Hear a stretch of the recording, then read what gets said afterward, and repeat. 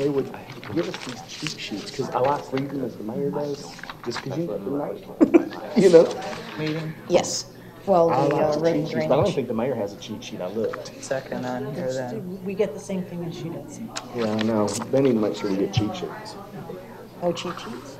Well, I like the ones that have the blue in it. It kind of tells you exactly what to do. That needs to be a requirement every time. Oh, we're live. On this one. From yet, ma'am? Yeah, I don't have a joint either. Hit no refresh. There's, Speaking of showers. Look at me telling you about technology, really. Miss Linda, how do we handle this? We're in. Good. I'm sorry? I'm in. Okay, so everybody's in. All right.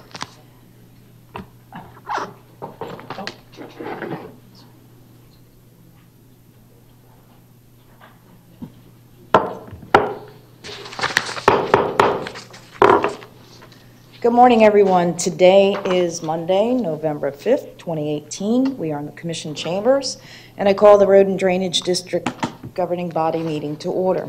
Present are Commissioner Luke, Commissioner McDowell, Commissioner Hanks, myself, Vice Mayor Yates, and we have City Attorney Slayton, City Manager Lear, and we have Recording Secretary filling in for the clerk here, Susan Hale.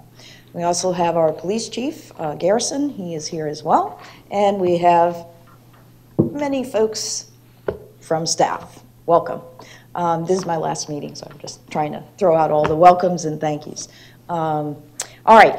With that, please make sure that you all have your phones on silent. And if you would, please stand for the Pledge of Allegiance.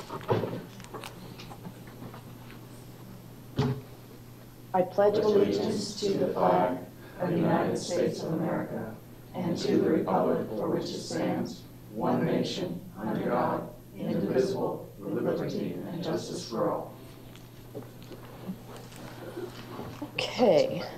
Mayor Carrison is on our way, but we are going to get started. And first thing I need is an approval of the agenda. so moved. I'll second it, but I don't have a button to second. Yeah, I don't either. Let Did me you press see, the motion? Yep, now it's up, Oh, so okay. I just entered. We'll try it back- again. Yeah, I entered back into it. Now I have it. Thank you. Yes. All right. So we have a motion to approve the agenda as presented by Commissioner Luke, seconded by Commissioner McDowell. And seeing no other comments, please vote.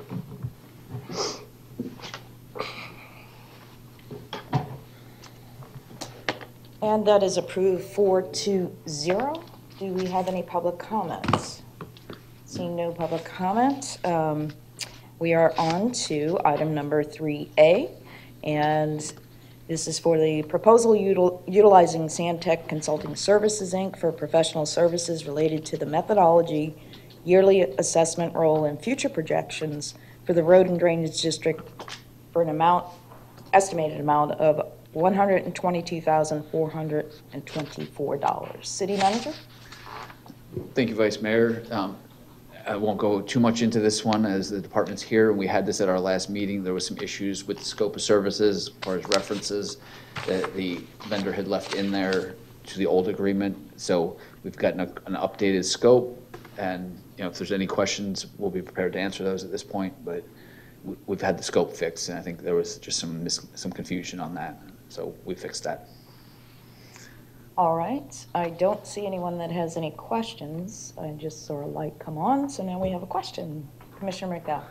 Yes, I'm just wondering, since this was delayed, I think, by a week or so, is it going to change the end game as to when we are going to be holding the meetings and stuff? Will that change?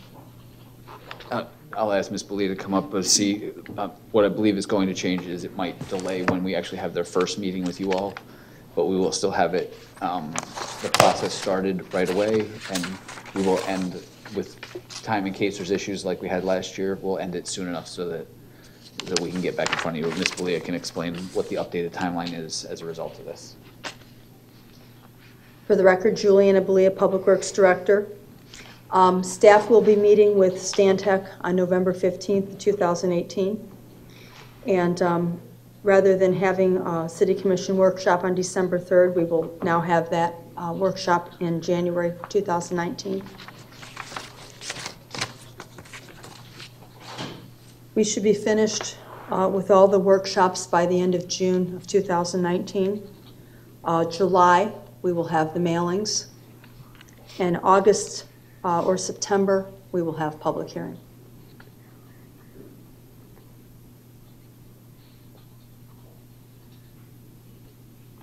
Public hearing in August or September? Yes, ma'am. Is there a time frame when the public hearing has to be had? You know, is there like 30 days before we approve the budget, 30, you know, something like, is there any requirements for the public hearing? Not to adopt the methodology, obviously it has to be adopted before we get to the budget, or before we adopt the budget. But as far as a time frame requiring the methodology to be adopted, no. It can't, it's not like the budget hearings are prescribed when they have to be. So yes, we could adopt the methodology, but when the assessment amounts, there are requirements of when that has to happen.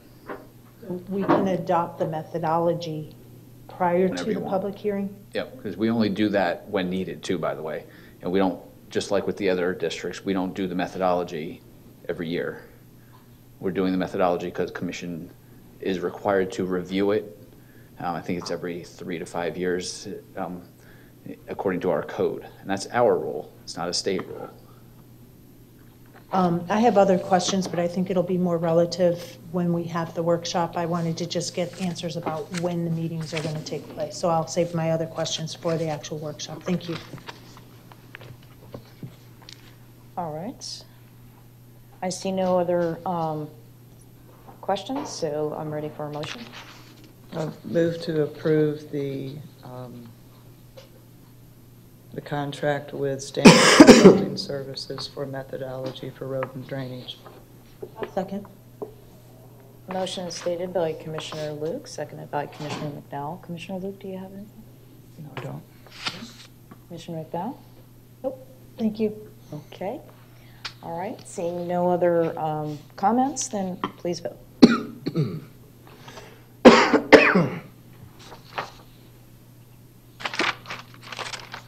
And that is approved 4-0. All right. Moving on to item 4, public comment. We have no public comment. Okay. Commission communications, anything from commissioners for this meeting? Okay. Administrative? Okay. All right. And seeing no further business, we are adjourned.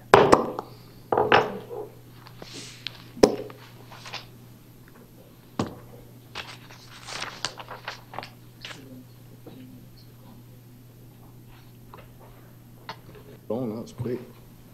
Okay.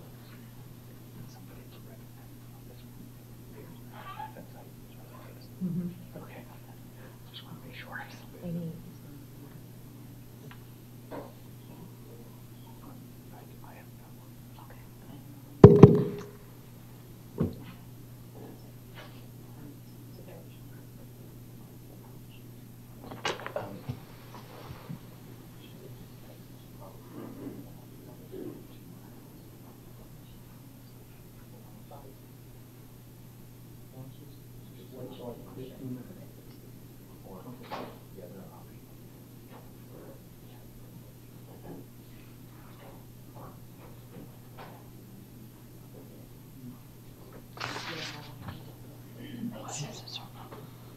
Somebody else wants me. No, sir, I backed away. Oh, you second? I said somebody wants to do it. I can't. From you? On your last day, on your last day, you caused some problems. I was just putting the rules out there, so. Yeah, I'm going in shape. So anyway.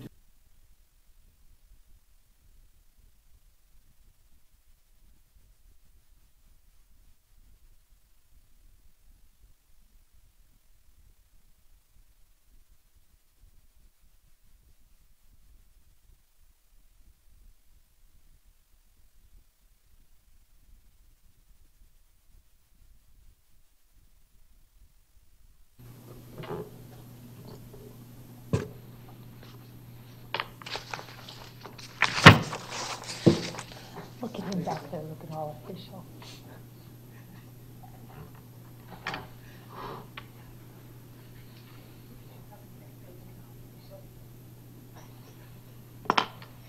He's the new media. Yeah.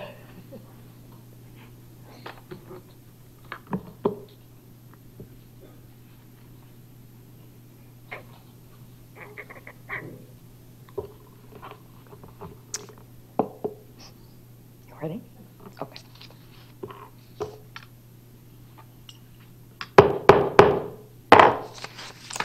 Good morning, everyone. Today is Monday, November 5th, 2018. We are in the Commission chambers, and it's 9:14, and I call this City Commission special meeting to order. Present are Commissioner Hanks, Commissioner McDowell, Commissioner Luke, and myself, Vice Mayor Yates. We also have our recording secretary here, filling in for the clerk, Susan Hale, and we have our city attorney, Slayton, and city manager, Peter Lear, as well as our police chief in the back there, Chief Garrison. If you could, please make sure that your phones are on silent, and appreciate that. And let's go ahead and stand for the Pledge of Allegiance.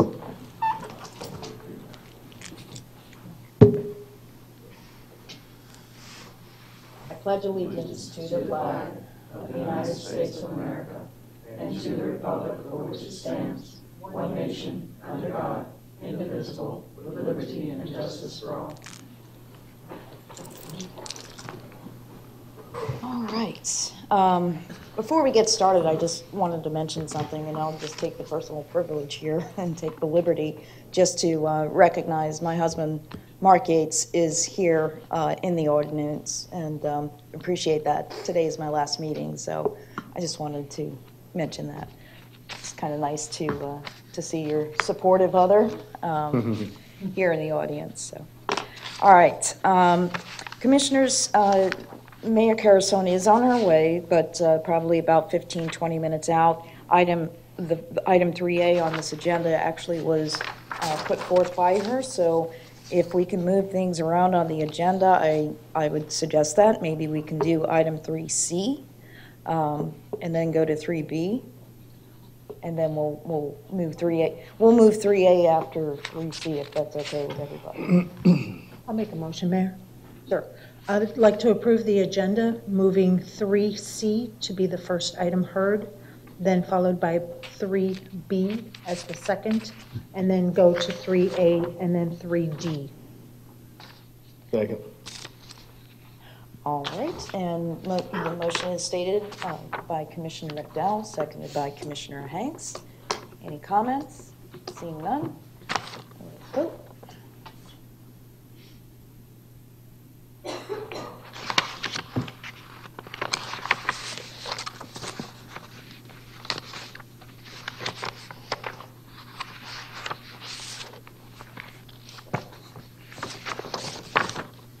I'm not sure I was, I don't have a screen. There, it popped up, I refreshed it. all right, and that is approved, 4-0. Okay, so let's take up item number 3C. City Manager. Thank you, Vice Mayor. As you all know, we have a process we go through of taking legislative priorities and the trip that everybody makes to Tallahassee. Last year, for some of us, it was our first trip up there for that, and therefore, I think we all learned some ways that maybe we could improve that. We brought to you all, and you all approved the legislative priorities back in September. They were sent on as you all were copied on as well when we sent them to there's the MPO that we sent it to. But sorry, what I wanted for you all is a list of key dates. And one of the things that you'll notice in this year's change was, which was recommended, I believe to you all, and certainly was recommended to me as well, is taking the opportunity to meet with our legislators locally before they go to Tallahassee. So that's one of the key changes you'll see in this date or this calendar from previous years. Obviously, this being an election year, We would normally have loved to have met with them already, but we don't know who they're going to be. So we can't meet with them until after tomorrow. No, because we have to identify them first. So we wanted to bring you a list of dates, see if you guys had any input on this, and go from there. But this is kind of our preliminary timeline. So with that, I'll open it up for you all. I don't have any speakers showing on the screen, but Commissioner McDowell, so you try to push that. City Manager, when we meet with the legislators here locally, prior to going up to Tallahassee, is it going to be like one-on-one with them, or are we going to do it like in a workshop or public meet? How are we going to do that? That's kind of what we're looking for guidance from you all, whether you want us to invite them to come here or whether you want to go to their offices, which are normally somewhere here locally. But certainly, we're looking for direction from you all. We wanted to make sure, because the advice was trying to meet them before they get up there and start writing bills so that we can give them direction so they're on their way.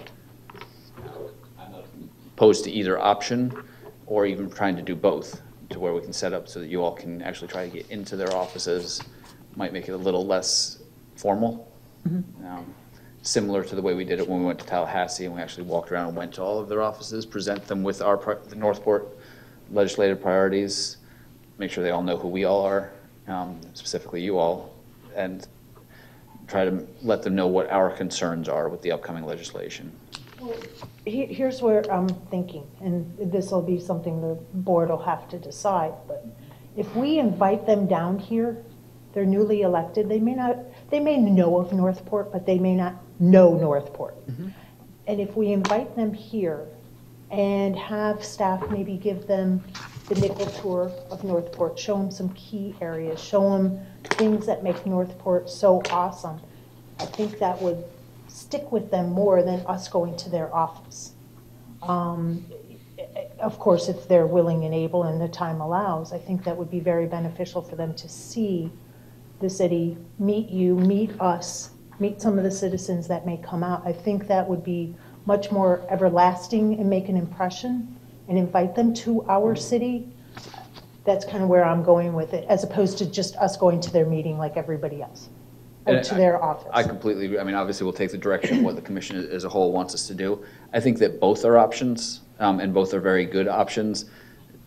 Staff is more than willing to have them come down and tour them and show them, just like we do with the commissioners when you all come on. Invite them, take you out the utilities plant, drive them around Northport, introduce them to, and let them get to know what Northport and who we are. It doesn't have to be like an all-day or all-morning thing, maybe take them out to lunch. I don't know. No, I think that's a great idea. That being said, I think presenting them with your legislative priorities, whether that be here at a commission meeting or at their offices like we've done in Tallahassee, I don't think it's a separate issue, but I think it's something that we do as well. I don't think one replaces the other. Yeah, so maybe the nickel tour and then have them come back to the public meeting here? Or public meeting and then nickel tour? I think we offer both and try to get them set up in whichever way works for them, because one is maybe an hour here at a commission meeting, or you guys go into their offices for 30 minutes to an hour, either way. The other is probably a half to full day event. And I don't know what their calendars are like at this point, but. I just wanted to throw it out there. I think it would be just more inviting. Is that it? All right. Anybody have any comments? Commissioner Liu? I see them as two separate also. I don't mind inviting them to take a tour of the city or that. Don't mind that at all, but I see the presentation of our legislative priorities being a separate item before or after.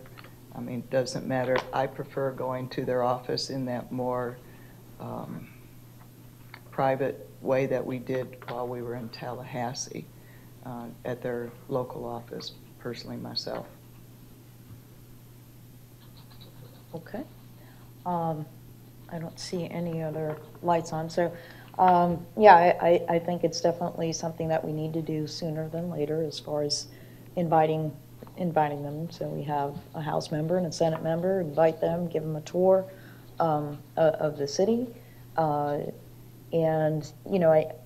I think it's great to meet with the commissioners here, and I don't know with, as far as the presentation of the legislative priorities, that might even be something that, in December at the Thursday meeting, that we can do that presentation, and that way the public as well can see them.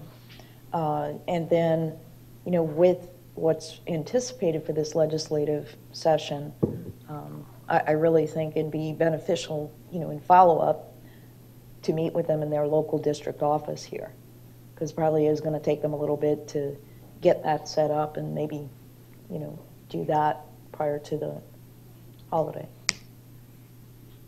So that's just my thoughts on that. I did pass out information to you. I just wanted to share with you, the Minnesota League of Cities had asked me to put together something in regards to the issues with the state preemptions, particularly as it pertains to zoning issues. We've seen various different ones. We've heard about the short-term rentals. We've heard about, the public right-of-ways and things like that. And if the legislation comes back this year, which I'm sure it will, and it basically is going to infringe, especially if Representative Fine continues to push in regards to taking away our ability to regulate business. So you could have business anywhere within the city, and it would really take away just what we know of as our community, how we have different zoning districts in our whole comprehensive plan. So it is a big issue. They asked me to put something together, and I just wanted to share this with you. I shared it with the city manager as well, and we kind of tweaked some of it, but this is kind of what captures a priority as far as getting the state to recognize the fact that they're the ones that passed the Community Planning Act. That requires us to have a comprehensive plan. That requires us to utilize our land development codes in order to implement that comprehensive plan. And as they continue to put mandates on us and continue to interfere with our ability to implement our comprehensive plan, they're really being contradictory to what the state statute says in section 163, which defines the Community Planning Act. And I highlighted, I don't know why the printer didn't print the highlights, but there's various different sections in here, and if you just look at, particularly I know one is number 4 under 163.3161, and when you look at that language in there, I think communicating to these legislators, look at your own statute. Quit violating your own law. Correct. And so we need to come about trying to make some progress by basically just giving them back the language that they saw a need to have local government, local authority over these zoning issues. So they can't say in one mouthful that that's critical and important to public health, safety, and welfare of communities, and then at the next token say, you're not allowed to regulate whether you have many motels within a single-family residential district. So I just wanted to share this with you as I did with Minnesota League of Cities.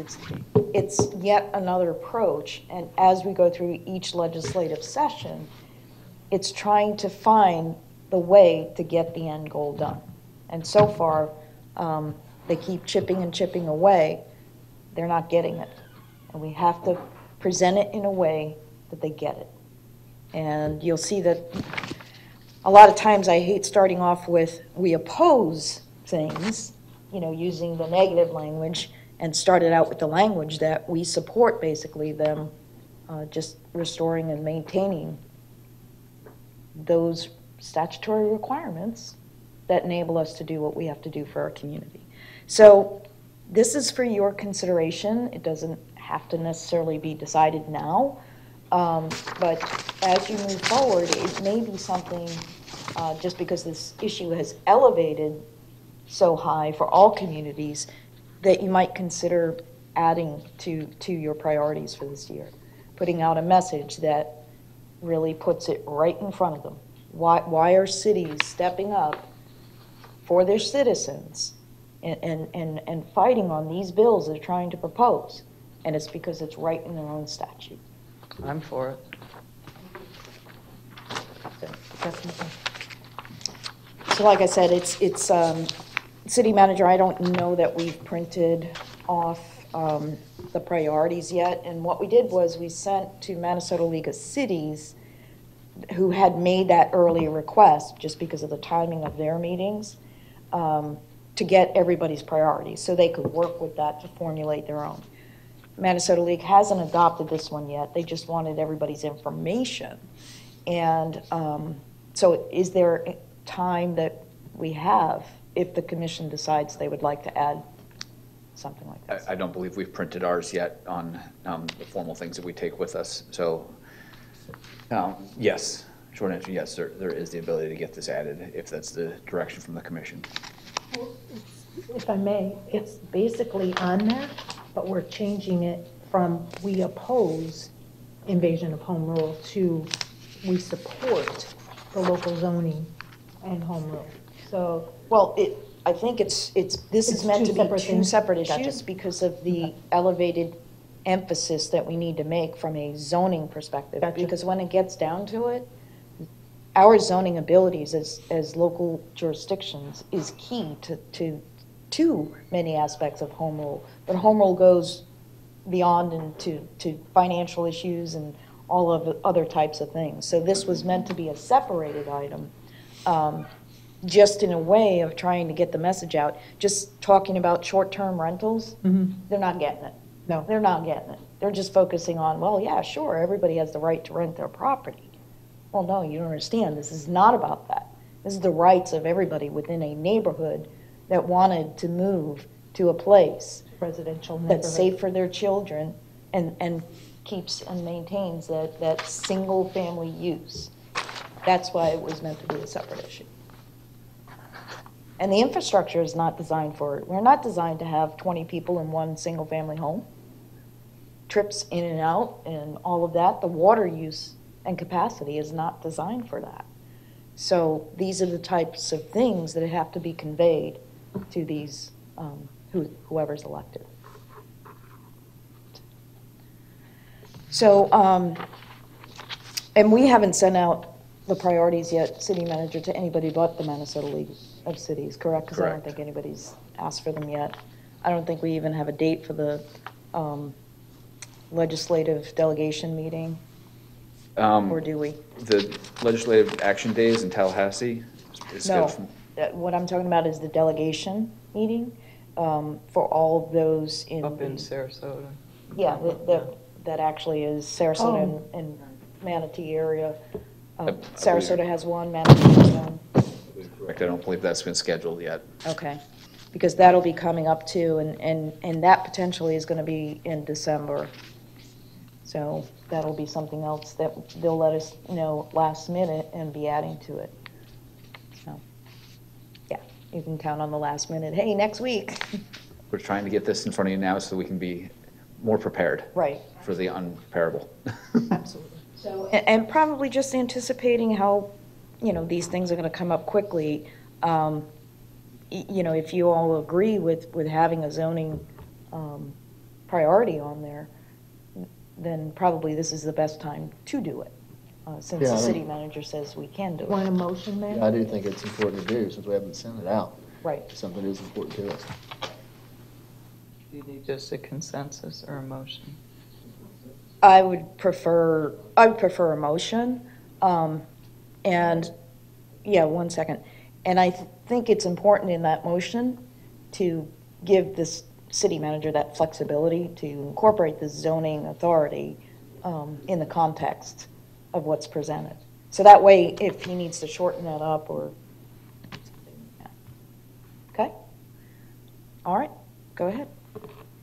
Mayor, Vice Mayor, I'd like to make a motion to have the city manager include in our legislative priorities that the city supports any legislation that restores and preserves local zoning authority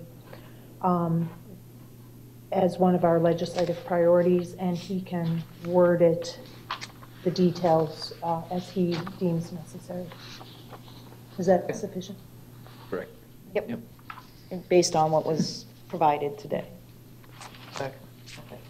So the motion is stated by Commissioner McDowell, seconded by Commissioner Luke. Any other comments?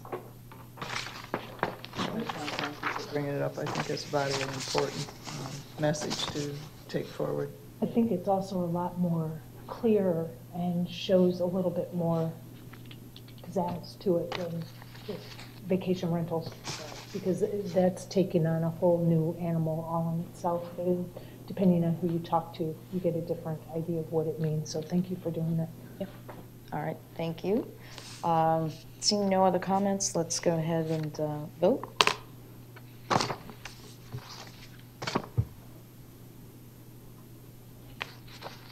And that is approved 4-0. Thank you, Commission, appreciate that. And we are going to move on We now. need to give city manager direction on what to do with our legislative elected officials. You mean as far as scheduling a tour? Correct. I think we can definitely take a consensus to have the city manager work to invite those representatives elected for a tour in the city, you know, as soon as possible. Just so I'm clear, so that I understand the direction, the tour we'll do. That's obviously something that we'll handle, and I have no issue if you want to give us direction to do that, but we're going to do it anyway. As far as what I would like to be clear on is, do you want me to invite the two legislators, whoever they are as identified at the end of tomorrow, to come here and present, or do you all want to go to their office, or do you want me to try to do both? I'd love to do both. I'd like to do both. I'd like to formally have it available here so that the citizens can participate, and then also schedule an informal one afterwards. I agree. I totally think that's a great idea. I just want to make sure that I understand what you all want. It's not my decision, that's yours. And then definitely, yeah, the tour of the city and all that, so I think it's a fantastic idea. So So it sounds like we have a consensus from everybody to have the city manager work on scheduling a presentation at a commission meeting for the priorities, inviting the representatives to participate. and that being said, we'll shoot for, as you mentioned, the first meeting in December, but if that's, it's going to be on their calendar. Right. So we may do it at the first regular meeting in December, which I know where we don't normally do presentations, but we're trying to accomplish a goal, so we'll be flexible. Yeah, I think the whole thing is if they can't make it on Thursday, then Tuesday. Yep. You know? We'll do our best to get them at one of the meetings as soon as possible. And probably, that flexibility, anytime after the election, at one of our meetings coming up, because probably January, they're going to be starting with their committees and things like that, so it gets tougher. So. All right, so we have that consensus, and it's a full consensus. Anything else? See, okay. All right. Thank you for this. Thank you, Commissioner McDowell. All right, so we are now going to move on to item 3B, Axon Field Trial Agreement for body-worn cameras. City Manager. Thank you, Vice Mayor. Our police chief is on the way down. I know this is a hot issue, and we're trying to keep you guys informed. Not to mention, we do have an agreement that needs to be signed here for a trial period, so that is in front of you anyway, but this will give you a brief update on what we're doing, where we are, and how we're progressing. All right. Morning. For the record, Todd Garrison, Police Chief. Morning. We are looking to meet with Axon on November 19th to start our test and evaluate phase. This is a very important project, and it's a priority of my administration, so we're looking to move forward with that. The initial program is going to last approximately 30 days. If we determine any issues or whatever, we can extend with the vendor's approval to extend it out maybe 60 days. We're not really anticipating any problems in the trial and evaluate period, so more than likely we'll be in that 30-day time frame. Questions? Commissioner McDowell? Alrighty, so I'm reading the agreement and I see blanks in it. That always makes me nervous. I understand that this is going to be free, but at the same time, it doesn't say how many body cameras we're going to have in the trial. So I'm trying to understand, why is there no amounts in there? We're looking to deploy approximately 10 to 12 body cameras initially. The reason there's blanks in that first section is because until we meet with the vendor that first day, we don't really know what options we want to go with or what they're actually going to allow us to go with. So once we meet with them, we look at what products they're bringing forward and what options are going to be available for us, then we'll decide how many and what options we want. Excellent. So one part that I'm not too sure of is because of the public records requests, and if somebody wants to see a particular part of a body camera footage, Yes, is that going to be part, that's subject to sunshine, correct? that is correct. So who's like the keeper of the videos? The videos are going to be uploaded into the cloud through a program called evidence.com. But once that request comes in, we will follow Florida statute and provide the public records.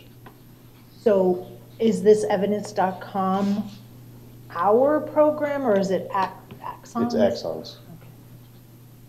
It's their cloud storage. So we will have access to that Absolutely. even if we don't go with Axon? Yes. Thank you very much. Appreciate it, and thank you for getting this No problem. moved forward. I was really happy to see it on the agenda. Any other questions? I do have a question, Chief. As far as the ability to extend, would that be subject to the same terms of this, that there wouldn't be a fee for that? Is that yet to be worked out? If we extend the program, no, there's not a fee. Okay. But I'm not really looking for it to go beyond that 30-day time frame. The only reason I would say it would go beyond that is if we had some type of problem on the back end. You know, we're trying to get everything on the back end flowing to work with this program. So that would be the only issue I would see extending it out. And so, can you just kind of give us an overview as far as this trial period and what you foresee that, you know, this trial period will help us, like why the trial period? Is it more about the equipment vendor? It's more about the equipment. It's more about, you know, if your infrastructure is set up to upload the data, you know, efficiently or download the data efficiently, placement of the camera on the officer and that type of stuff. There's different type of mounts that we're going to be evaluating during that 30-day period, how we want to display the camera. So some of that stuff is how we're going to be testing it throughout that phase. Okay. And through that period, do you plan on alternating the officers wearing these? Or is it going to be, if you get 10, is it only 10 officers that will have that for the 30 days? Or are you planning on, you know? No, initially, the way we have it set up is we're going to have them assigned to 2 police officers per shift, and both are canines. Okay. Canine handlers, not the canine dogs. So as the shifts change, the personnel will change that's trying these things out? Or?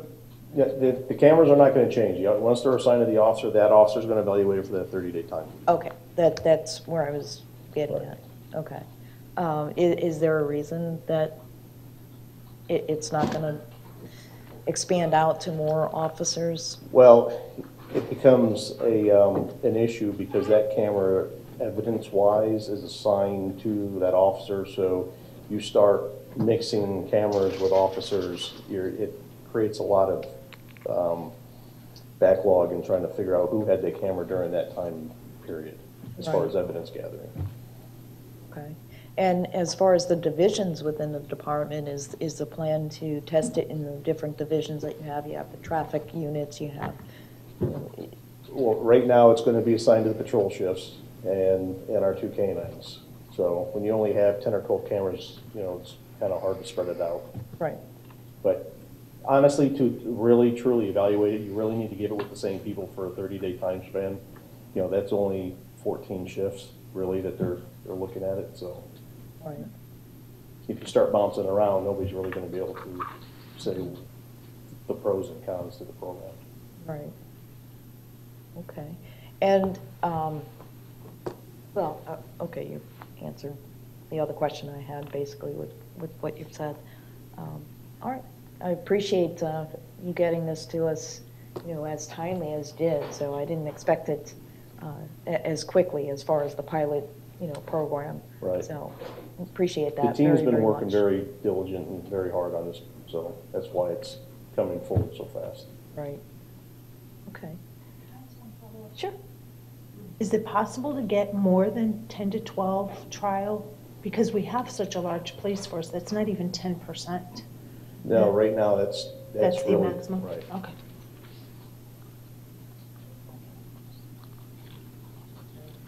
Pardon. Was that it, Commissioner McDowell? Yes. Okay. Commissioner Luke? I really only have one question, and again, just like everybody else, thank you for getting it so quickly. With getting it so quickly, have you worked out all the legal aspects? Because we're at a trial period, so we can jump right into it once the trial period is done. I mean, is that possible, or will there maybe be tweaks depending upon how the trial goes? There could be tweaks, but it is currently being reviewed for final approval by the city attorney's office. It has initially been reviewed by the Florida Police Chiefs Association. So we're just waiting for final approval from the city attorney's office. But as this program evolves, yes, that policy will constantly be tweaked. Okay, because I know that was an aspect that we were really having to work on. That was part of the time frame. And I stated it before, if you bring it, we'll find the money. Appreciate that. Thank you. Thank you. Thank you very much. All right, thank you. City Manager, this was just an update to where we're at. You need approval to go forward at this point. You're looking for the This was approval on a this? two-part item. I need approval of the agreement so that we can start the trial period. Right. But the part that was added was the update portion as well of where we stand. But our next step, we need approval of this agreement. Okay. Motion made. But do you need anything beyond that? No, ma'am. Okay. I'll make Go a ahead, motion, Mayor, Commissioner to McDowell. approve the agreement with Axon and the city of Northport for the field training for the body-worn cameras. Second. Stated by Commissioner McDowell, seconded by Commissioner Luke. Commissioner McDowell? Thank you, thank you, thank you, thank you, thank you, thank you, thank you. Thank you, Commissioner. Appreciate it. Thank you. Commissioner Luke? I appreciate the way that you're spreading this trial. I appreciate that you do have the handlers and you do have somebody from each shift. I mean, I think that's brilliant, the way that you've done it. Thank you, ma'am. And thank you as well. Thank you. All right. Right. All right, please vote. Walked in just in time, didn't you? And that is approved 4-0.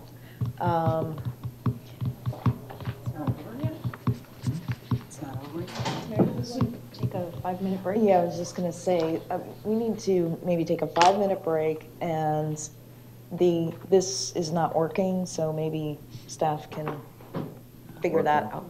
Because I know the mayor's not going to be happy when she gets settled in, so.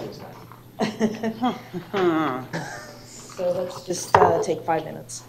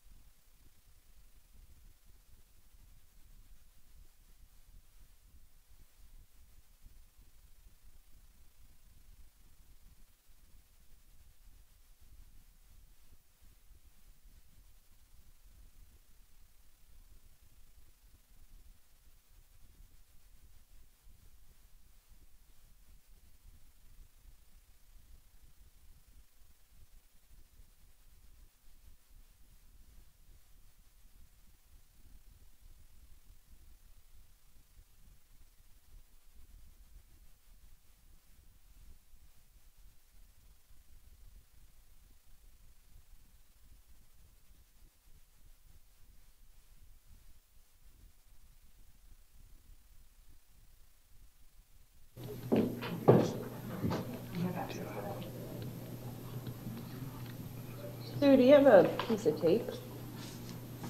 Or tape, period?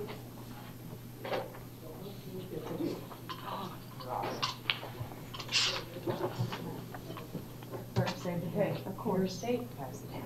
Of course.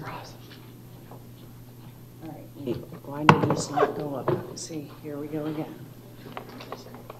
Here we go again. Go have a ticket stick. It's not tape. It's please press here. What is it? It's not? It's your favorite. Please sign and date. What is it? It's the please sign and date. Ah, fungal. That's funny. Oh, for the love of God.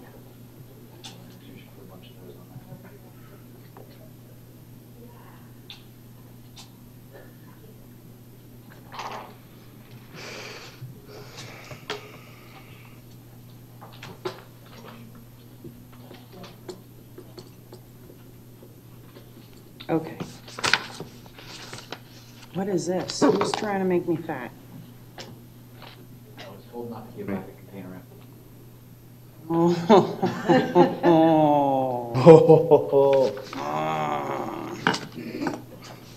That gave you healthy stuff in it. Alright, this is done. So we are on what, dear? 3A, Okay. followed by 3D. Oh, right, okay. A and So then B has already been done. B is here already done. So Okay. we're doing A and then D. There. Oh, I can't stand those. Yeah, I know, but that's not a real pencil, that's an old school pencil. So we need A and then D. We already did B and C. Okay, are we ready? Everybody's ready? All right. Good morning, everyone. We're back in session. We move on to the fence height measurement discussion. Bless you, with possible action. And I know that this was my, All the other 75 raffle tickets I need this month. yeah, so much pet peeve, thank you. Trying to pull my stuff up here. But it's really essentially just extending the height. If I remember correctly, because it is not coming up. When you go to commercial zoning, you're allowed an 8-foot fence. But when you have residential, you're only allowed a 6-foot fence. And for those who don't want to see their neighbor's backyard, especially now that we allow stuff to be parked there, we should allow for an 8-foot fence. The Many people are hedges more as than 6 well, foot this whole hedge thing only being 3 feet, that's another issue. I mean, if you're allowed a 6-foot fence, let's just say with the old code, well then why are we only allowing a 3-foot height hedge? So none of this makes sense. What I'd like us to do is just kind of come to a consensus that to increase the fencing height I mean, I think 8 feet, but you know, some of it says 12 feet in recreational facilities, so I'll compromise at 8 feet if it's really that big of a deal. Personally, I'd like a brick wall around my house. But, huh? And a jury? Yeah, And I personally wouldn't put a limit on it. I mean, you don't buy a Okay. fence so high anyways. well, that's why so what's the discussion? I mean, it's a good point, like, why is there a limit? Repeal, that's what I say. Repeal. Repeal. Let's see here. Peel the hedge Oh, out, thank too. you. Repeal that thing. Vice Mayor, you first. Yeah, thank you, Mayor. This has been a lingering issue for many folks.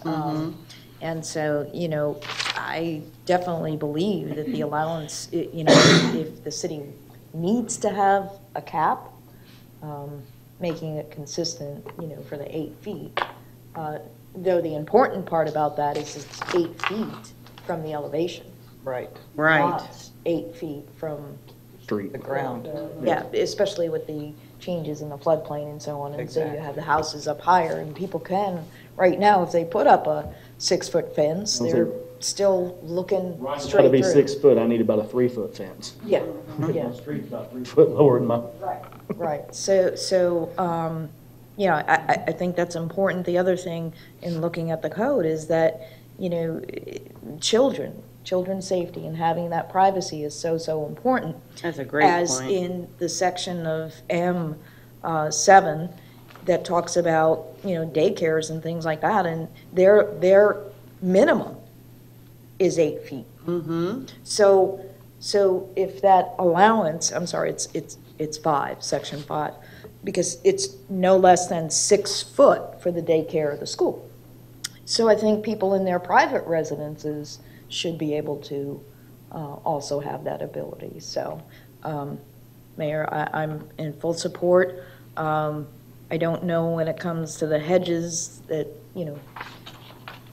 that requirement is necessary as far as, that vegetation. I mean, being 8 feet is kind of short too, Mm-hmm. for, landscaped, natural fences. So I think that needs tweaked as far as the hedges. So 8 foot, 12 foot, I think people should have that right to privacy. Agree. Commissioner McDowell? I'm glad that you brought this forward, and I'm going to take a little bit of a different path on this one. If you go to section 6, it says that you can put a fence in an easement with Public Works approval. Mm-hmm. However, you can't put anything else in the easement. Can't put a shed in the easement. But they changed it, so. Well, so last time I checked, I understand the purpose of an easement. I understand the purpose of the setbacks and stuff. But technically, it's still my property.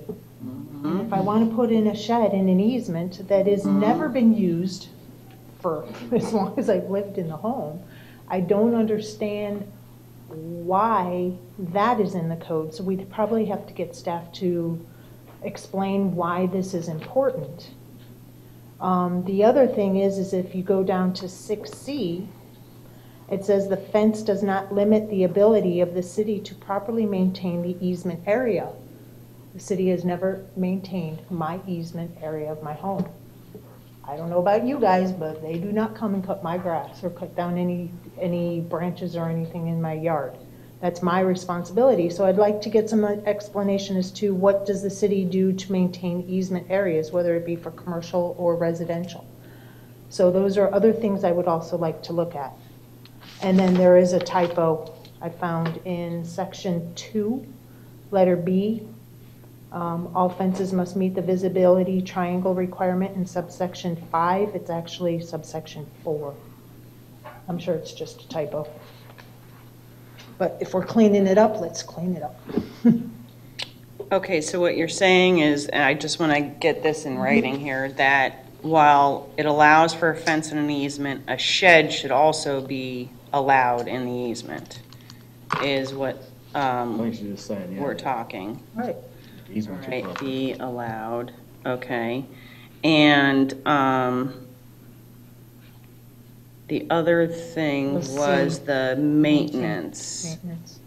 What was that? Was that 5C? 6C, C. 6C, Says the fence does not limit the city's, maintenance. the ability of the city to properly maintain the easement area. So if I remember correctly, what their argument was, because what we did was we changed this back in, I want to say 06, 07, I can't remember.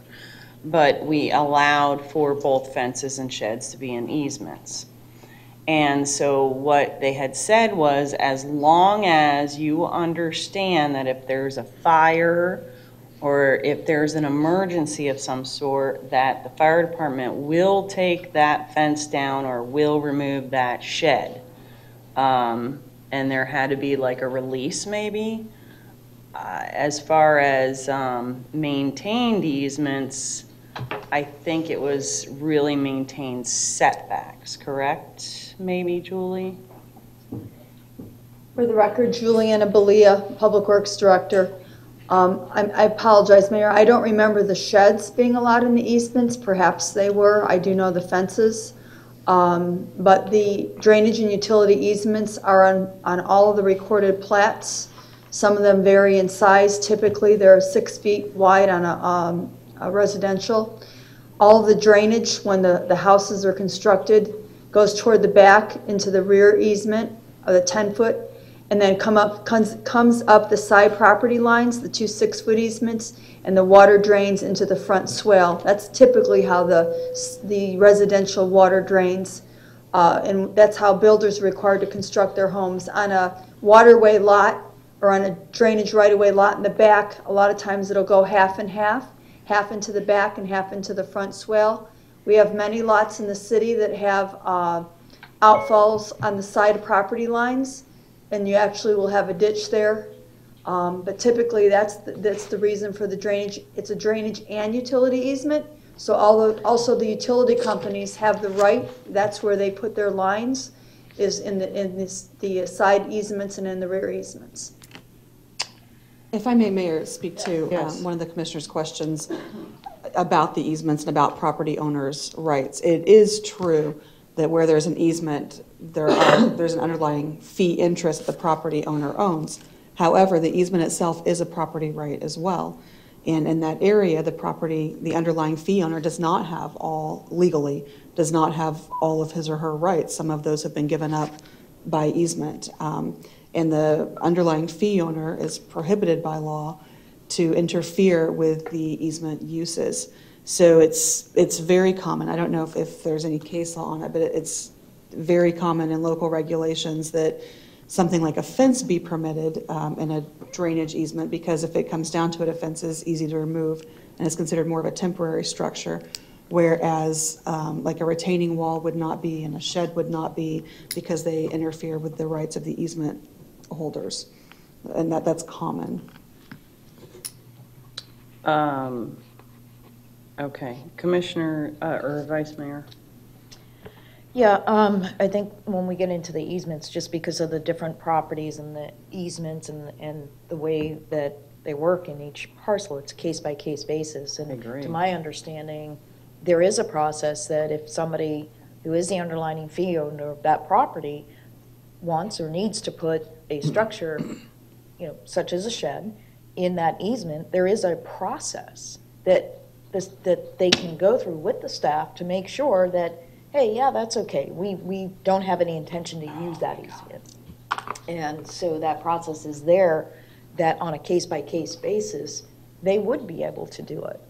So I believe that's the way the code is, and as long as there's allowance like that, I'm fine with that, because I do think there are some situations that we can't necessarily allow it everywhere, because it would compromise the drainage system and just some of the utility access that needs to be there.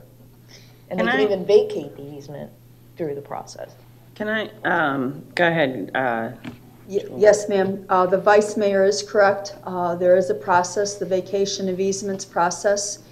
They would file that at the Neighborhood Development Services Department, and many times people request partial vacations of easements. Sometimes if they want to have a little walkway or something like that, that's allowed within the easement, certain type things, absence the structures, of course. The other thing is many people build on more than one lot, and so in the plats, in the certificate of dedication instrument, there's provisions in many of our plat units that the easements revert to the outer lot lines, so if you build on 1, 2, or 3 lots. So there's that mechanism as well.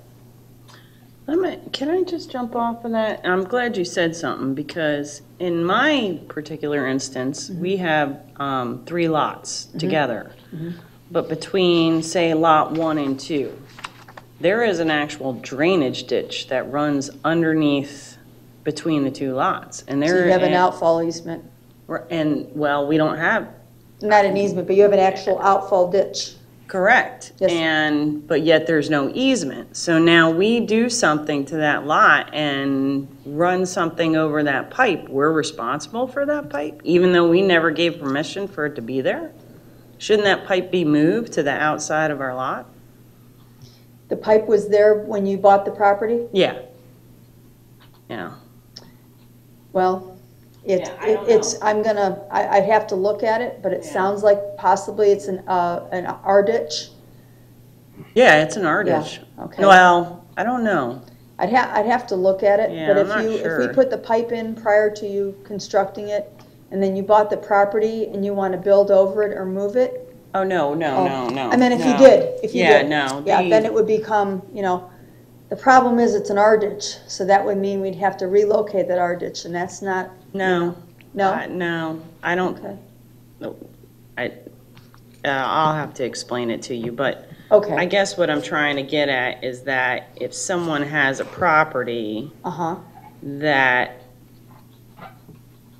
they purchase after the fact, a property next to it, does that easement stay with it once they vacate it? Because you're saying that you can vacate it and then, Well, there's a little bit of a difference between Okay. a 6-foot wide easement on private property versus if it's a platted drainage right-of-way or an outfall easement. That outfall easement's gonna be an addition. Usually they're like, could be 25 feet wide.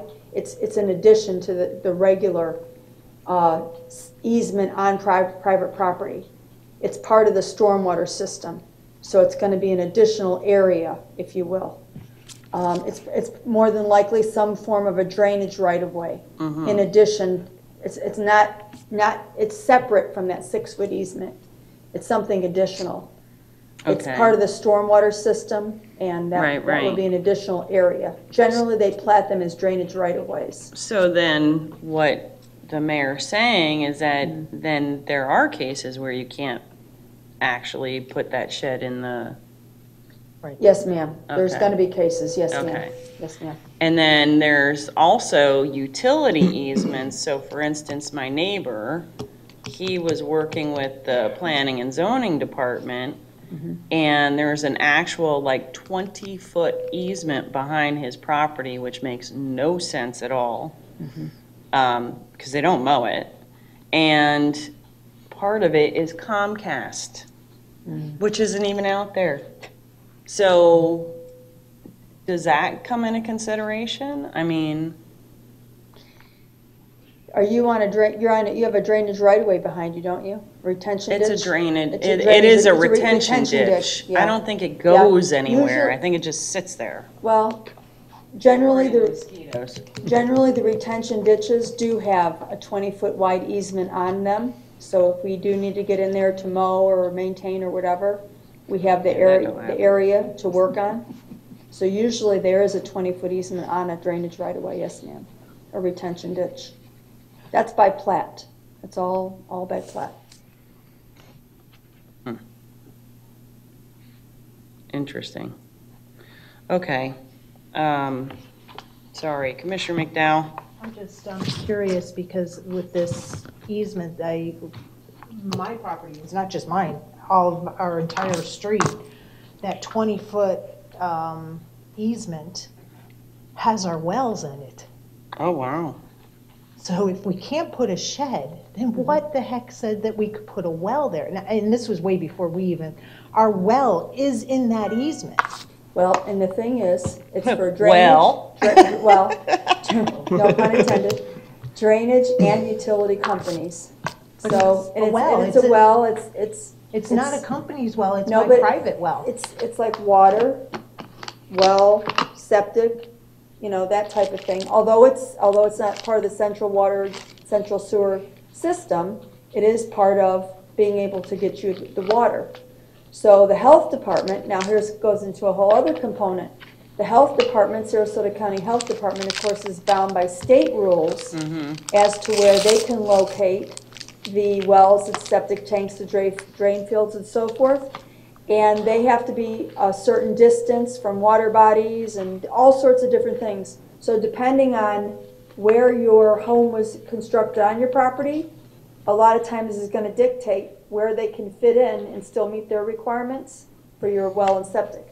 So going back to the vice mayor's case-by-case basis, obviously I have my personal well sitting in that easement. Right. That is not giving anybody the opportunity or the ability to come in and plow through it because you can't move it. That is a permanent structure. Right. So why can't you put a shed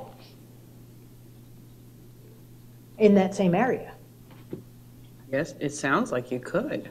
Well, you can't. So that's where my questions are going with this easement stuff. Because if we're going to be looking at it and saying, yes, you can put a fence there, because basically it sounds like I could contact you and say, hey, I'd like to put a fence along where my well is, obviously not hindering my well and hitting it, but why couldn't I put a shed there then? Because you can't plow through where my well is. Right. And it will disrupt the drainage to a certain extent, the well. I mean, it's an obstruction in the area. It's in your 20-foot drainage easement in the back? Not just mine, the entire. No, I meant along your property line. Well, this sounds like it's going to be a more extensive conversation when we talk about easements and things that are allowed and not allowed. So that might have to be on the list of things to do, but to keep in mind when we redo the fence thing, as well as when we do the shed thing. Yeah, it's part of this, so. Yeah. It just was. Well, I think that while it's part of this, this is not the only place it's at, is what I was trying to get at. Vice Mayor?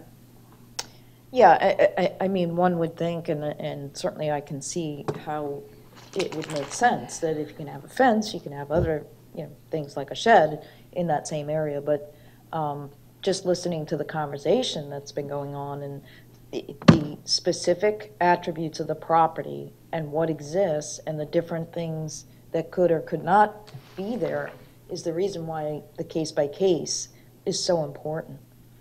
So I just would express some concern to make it blanket that we could, because we already have the systems in place that allows for the opportunity if people want to do it. So But it sounds like what Commissioner McDowell is trying to explain is that while it's by case, in the particular instance where a well exists, their internal policy says it's not allowed. It's one of those, it would be denied. Well, in that case. Yeah, I understand that, but also the regulations change over periods of time, so we don't know what existed at the time that happened, or maybe that was a particular era that was made based on the surveys. I mean, we don't know what those situations are. No, the whole street has them. Yeah. So what she's trying to say is we need to find out if there's a way that maybe those can be part of the exemption. I mean, I don't know. Maybe we need to just look at that. So. It's just things to bring up for conversation when we're exploring this, because it doesn't just apply to the fence, even though I know that's what the main subject is. But when I read that, that's what prompted a bigger conversation that we really need to have. So, thank you. I agree wholeheartedly. I saw Scott come up, which is kind of concerning. What do you want? Is just his mere appearance concerning, or the fact that all the above? It's Monday morning, come on. Yeah, exactly. It's Monday morning. Scott Titus, Fire Rescue Chief. I just came to check with Julie because we spoke about this before. And so as you all have your discussion, and certainly I think you mentioned earlier, Mayor, about access for the fire department. So one of the things just to consider in your discussion as you make your decisions are, yeah, we absolutely can get through a fence. Those things slow us down. Working around a well that's in a 20-foot right-of-way, if we're running the little quick attack brush trucks, that F550 along the canal bank or something, we can get around a well pretty easy. Getting around sheds or multiple sheds makes it a little bit more difficult. As you know, one of the difficulties we have with the topography here in the city of Northport, when we have a brush fire, that we do get a running brush fire that's going through the neighborhoods. You can't get here from there. So as it goes from, through backyards, because there's lots that are not developed next to lots that are, and jumps to those canal banks, it just makes it difficult sometimes for access. So we can work around, we solve all those things, we've done them great for years. I just ask that you keep those things in mind as you have your discussion, if you wouldn't mind, please. Thank you for that. Thank you. So, yeah, because right now, 6F already says that if you put a fence up, it's at the risk of an owner. If it's put, which I agree wholeheartedly. But maybe we need to make sure that hedges have the same type of clause, because if you're gonna put hedges on the right of way and that's gonna be 10 feet tall, then maybe that needs to have something similar. I mean, I'm just talking out loud, but anyone? I think that's covered in chapter 29, isn't it, for the landscaping, or 25? I don't think you can put hedges in the right of way. I think you mean in the easement.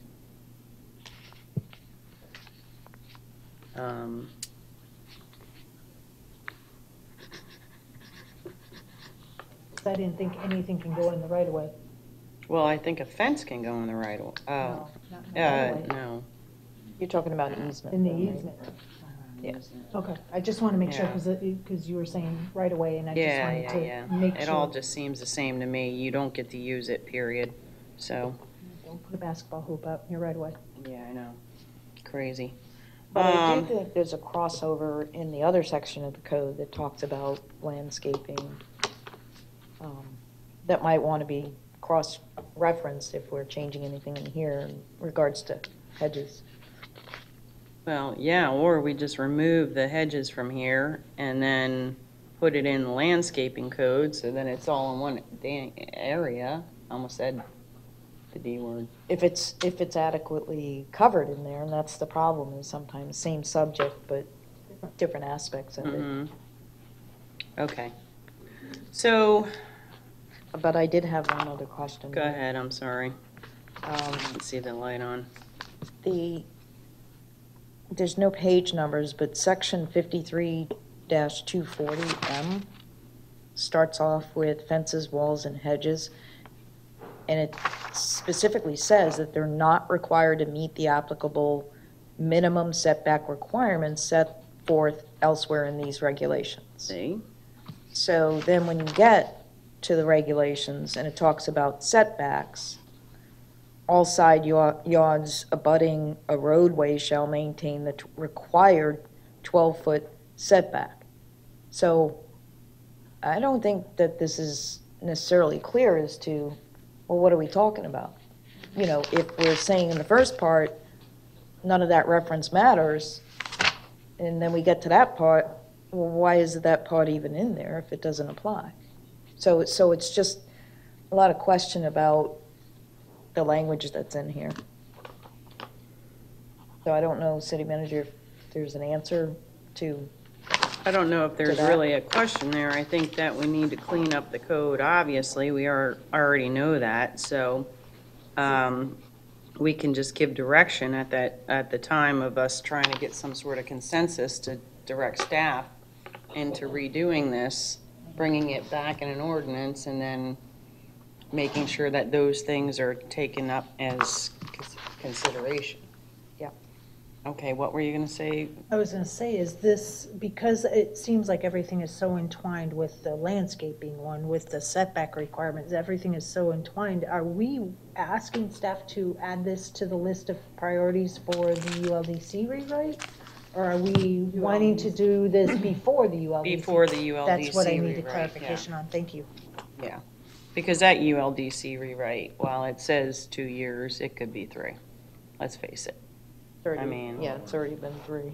Yeah, so, you know, and there's certain things that people are getting, you know, slammed on, and, And we're here for a reason too. It's not just to Exactly. wait for things to get done. The height is a big that issue. some people think differently, but. Yeah, the height's a big issue. Okay, so what I'm hearing, and tell me if this is a no, and then I'll just assume it's all unanimous, you know, I'll do the consensus, is that we would like staff to bring back a change to this code to allow 8 foot from elevation fencing, correct? Yes. And May I ask what elevation? Because, I mean, I'm using Where's the starting point? my own house as an example, because yes, I have a 6-foot fence around my house that, yeah, I know you all realize how extremely tall I am, but I can see right over it when I'm standing in my backyard. Because my house sits up a couple feet from, but the fence is at the property line, so yes, I can clearly see right over it.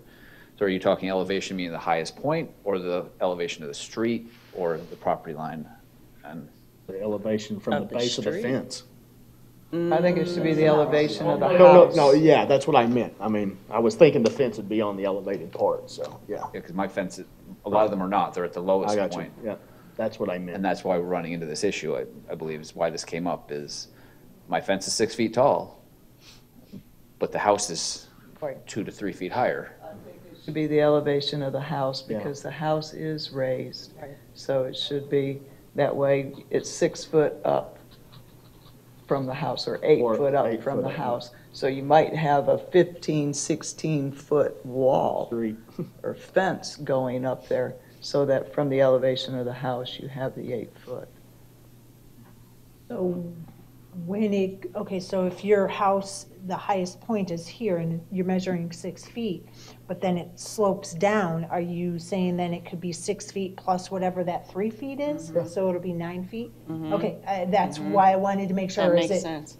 Is it going to be uniform or is Right. it going to be straight across? It will, so that if you got an 8-foot fence from the elevation of the house, and then you've got 4 foot of ditch over here, you've got, a 12-foot fence. Let's put this in Mr. Lear's scenario. So Mr. Lear can add another 3 foot to his fence because Right. it's dropped below, even though it's 6 foot, he could have a 9 or 10-foot fence as long as it brings it to 8 foot from The elevation of the house. the home. That's why I was asking where the elevation is Yep. measured from, because I think So that's it's the not- concern. Contouring, the 8 foot is not contouring with the land, it's going to be 12 foot, 12 foot, 8 foot, 8 foot, 12 foot, 12 foot. So it's straight across, not waving. Correct. Okay. All right, so do we do the same thing to the hedges? I suggest we, loosen that restriction too. I personally say remove the I whole do hedge too. issue. You want to have a 10-foot hedge, have a 10-foot hedge. That's my opinion. I personally think that should just be repealed. I mean, if you choose to have a 10-foot hedge, just understand that if the fire department needs access, then it's They'll plow gonna. through it. They're gonna plow through it. I have to But- plant some more 3-foot hedges and let Yeah. them grow up. I mean, that's my opinion. I I don't agree. know who feels the same way. You feel that, Yeah. I see a lot I of head don't. shaking. It's So a, basically, A3 is what we're pulling, 1A3 is what we're I would removing? take the hedge completely out. I am making it very general so that both the city attorney and city manager can review and make sure there's nothing we miss. You know what I mean? I think it makes sense for the hedges to remove You it. too. I mean, here we are, Tree City and I'd be kinda busting curious. chops for people that want to cut their trees in their backyard and yet You gotta cut.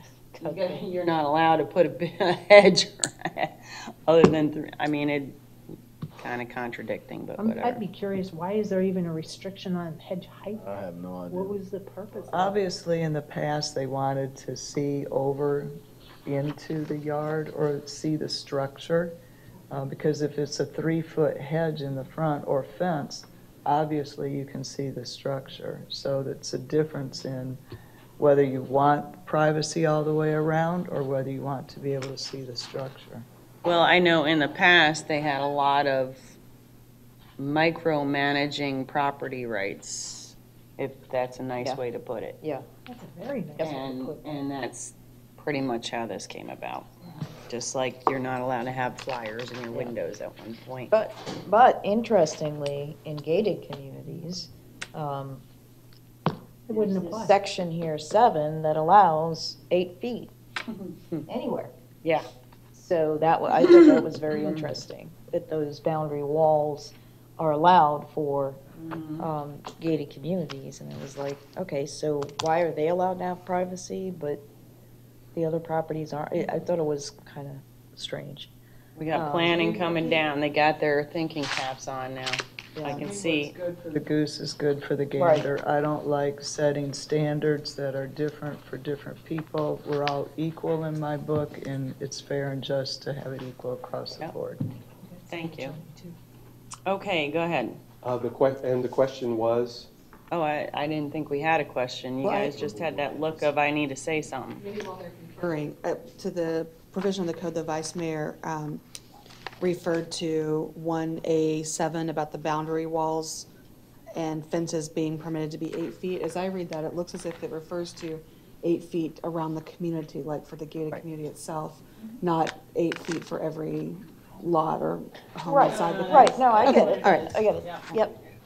That's exactly what it is. Yep. And that's why when I started out, I said, it's okay for commercial, Right. and it's okay, for others to do it, but yet as an individual resident, you can't. And as that total boundary, it gives everybody in there that privacy. That privacy, you betcha. Okay, did you have something to add?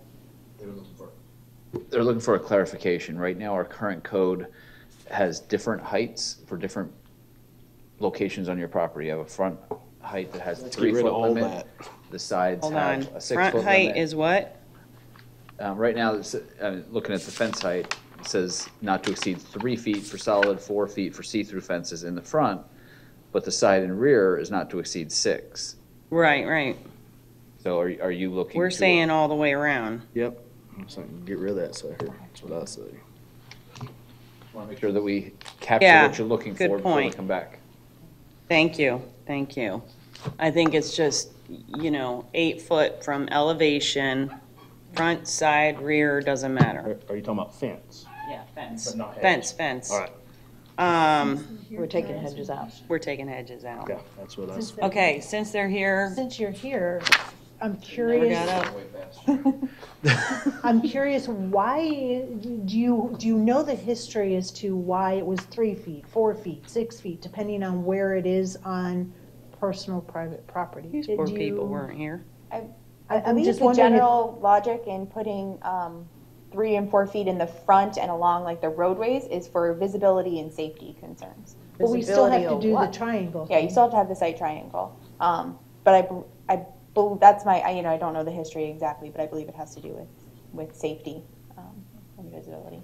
And that's interesting because in 5, it says for the purpose of boundary fence around the daycare and school playground, the fence shall be no less than 6 feet. So, We can do some more Yeah, research into it it's- and make sure we're not missing something.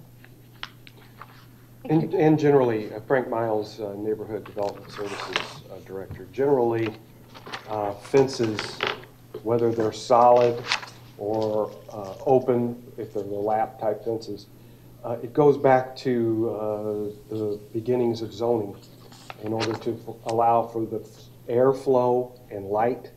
So if you have a large development and everybody has fences that are 8 feet all around their property, what kind of ramification does that have? That's, it's just a general practice of that height. Those heights are pretty typical, but you all, whatever your preference is. And I would hope that we'll anyone address. that gets a fence company or even determines that they're gonna put a fence up, would consider that. I know that most of the fences that I've seen have like a 2-inch gap underneath so that airflow can continue down under. So, and then that's why you see the walls, which aren't mostly are not brick, they're actually styrofoam with a coating over them. They have the little vents in them. So that's a great point, but I think, I'm hoping that someone would get a professional in there that would, and if not, what'll happen is it's their loss. They're the ones that'll be stifled inside of their own property. So at some point, they'll figure it out. You can't, you can't regulate everything. So, okay, so then the other thing is just to keep the landscaping code in mind, and to change if necessary to reflect what we've already talked about, which I'll review again. Okay. So what I have is, and it's real simple so far, it's only really, 2-3 points. And that is to allow an 8-foot fence from elevation of the house to be consistent for all setbacks, to completely remove hedge requirements, and to keep the landscaping code in mind and change if necessary to reflect these decisions. And this is all going to be done before the ULDC review. May I ask? Because I guess I didn't catch this on my notes. When you say to be consistent for all setbacks, So, what does that mean? you know what? Oh, consistent, which is what Frank was asking, the 3 foot on one side, the 6 foot on the rear. Right now, there's different minimums between sides and rear and front. And so it's consistent on all setbacks, all 4 sides of the house. Okay. So do you want them to look at the reasoning for that, or I'm not sure? I don't care about the reasoning. I was here. I know what the reasoning was. So you want it to be equal on all sides? Yes. The hedge requirement to be removed. That was the second point. And then the third point was to make sure that the landscaping code matches what the direction is here. Sound simple?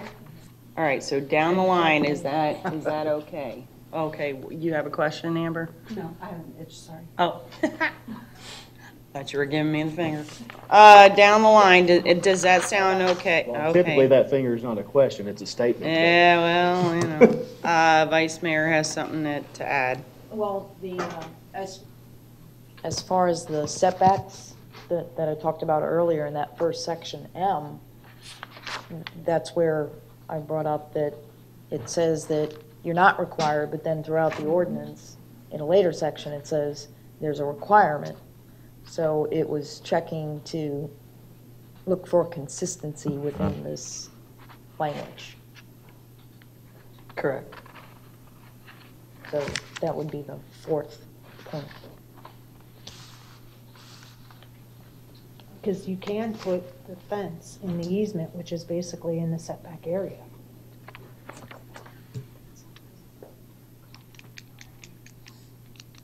I'm writing it down, hold on. So, so the fourth point would be to make sure code is consistent within the language itself, right? Yep. And Amber, you understand that? Because that would be probably you, I would assume. Okay, so we have those 4 points. And to bring this back within 3 months. Is that good? Could we do this in 3 months? You're going to bring back a draft ordinance within 3 months? Yes. I mean, okay. Draft, or is it going to go through PZAP? I think we need to see it first. Wouldn't this go into the chapter 59 for the property standards section or not? Would this still be in the ULDC? That's a good question. It might be able to be moved into property standards. We'll take a look at that. I think ULDC is I don't know, I think it might be referenced in both points because one is property standards, but the other would be when you're building something, so, you know what I mean? Maybe referenced in the ULDC, Or referenced in the property standards. either one. We'll make sure to get it in the right legislative framework in order for it to be applicable. Director Belia has a concern regarding... No. It's regarding visibility in the site issue. I just wanted to mention on the corner lots, when you have it's called the visibility triangle. We're just going to have to be cognizant and careful of how we regulate the height and what maximums we allow so that we don't obstruct the visibility for the motorists. And we already have language in the code, so when Mr. Miles and his staff are preparing it, we're going to have to kind of factor that in so we don't violate any type of traffic law situations with respect It was to in here, visibility. isn't it? Yes, ma'am. We already have language for the visibility triangle. Within the area formed by the right-of-way and intersecting roads in a straight line connecting points of the right-of-ways at a distance of 30 feet from the point of intersection, such connecting line extending beyond the points of the curb lines, there shall be a clear space with no obstruction to vision between the height of 3 feet and the height of 8 feet to the average grade to which each road is measured at the center line thereof. So I just wanted to mention I that. see what you're saying now. Yes, We ma'am.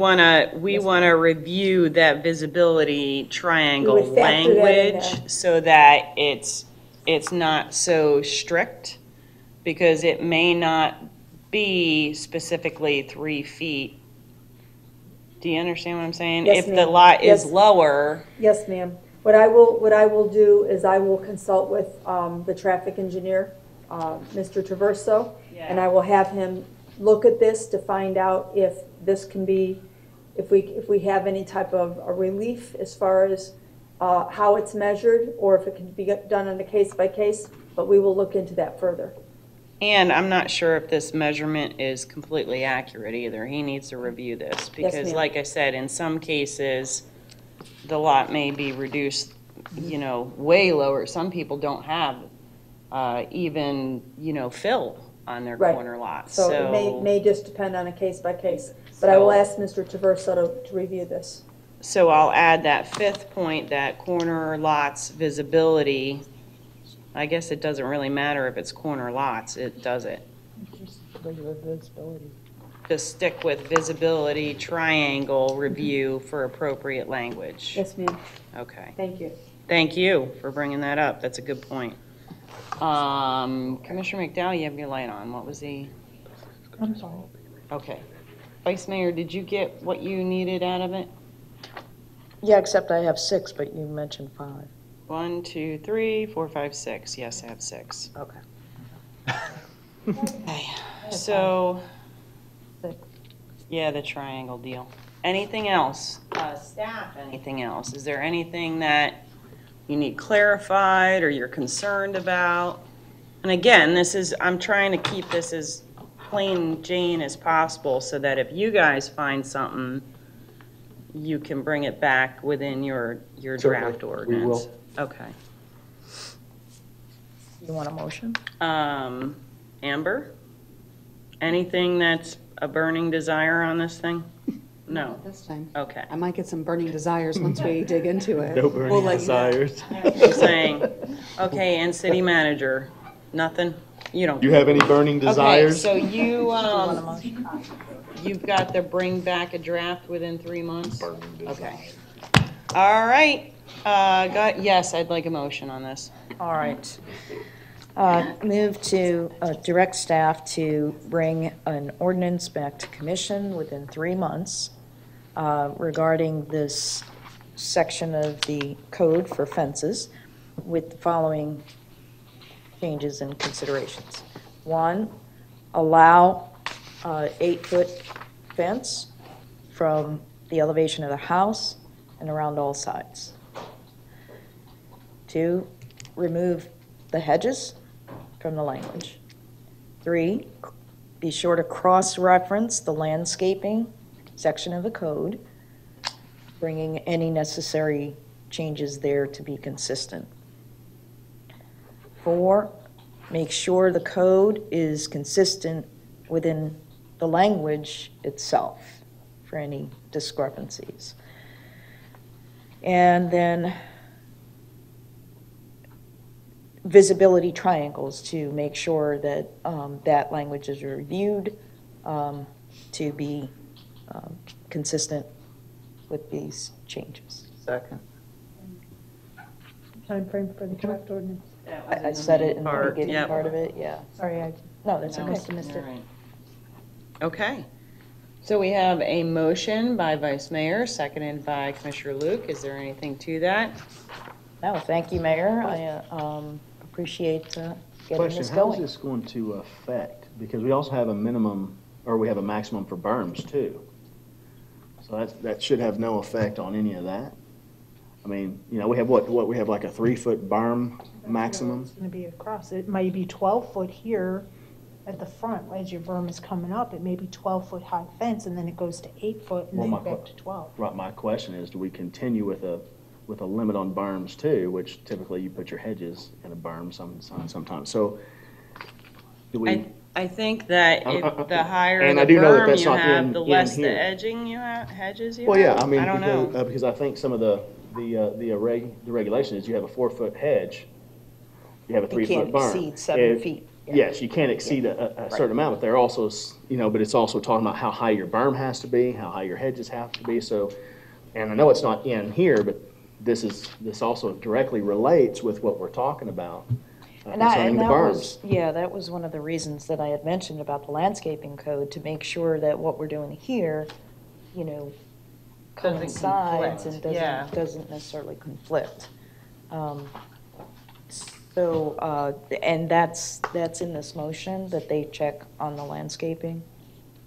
Well, I guess my question is, should we have a limit on berms? I think without looking at that section of the code, because they're all, you know what I mean? That might be something to bring Yeah, forward that's if fine. you guys want to look at that section. Because I think it's kind of hard to, To just wing it without it being right in front of us? yeah, just because that's there's a fine. lot of nuances with that berm code. Okay. Okay. I'm just sharing from, Well, at least the The berm can be complexities. tweaked later, once we've got this in place. Be easier to tweak that one. Just keep it simple. Okay, so we have a motion on the floor by Vice Mayor, seconded by Commissioner Luke, and is there anything to that, Vice Mayor? Commissioner Luke? I think this is great. I think it helps the rights of the citizens, and it's going to help those people to not have to look into somebody else's yard, so. Right? regardless of how short you are. Exactly, that's what I was thinking. Or tall? True. Okay. Commissioner McDowell? Yeah, I appreciate the motion. I'm glad we're getting this worked out. I do still have a concern about the easements for sheds and the wells and all that kind of stuff. So I don't know if that's something we instruct the city manager to bring forth for further discussion. I look at it as if you're allowing this fence, even though it can be plowed down by the fire department or utilities department if there's an emergency or it has to be removed, the same should apply for the sheds. So how does the commission? I thought we were having a Yeah. shed, the shed come back to us, We are. That's- right? Yep. That wasn't part of the discussion about the sheds. Can be. So then maybe what we need to do is have a motion after this one that says when they bring that back to Include this easement stuff. include the easement. Right, okay, so let's do it that way. All right, Vice Mayor, Yes, ma'am? your light's on. Well, it comes on and off as it wants. Okay, so with that, let's go ahead and vote.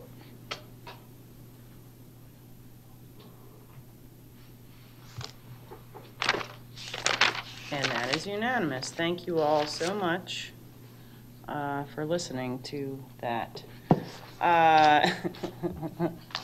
And Commissioner McDowell, what I have here is shed's ability to be in easements within the four corners. But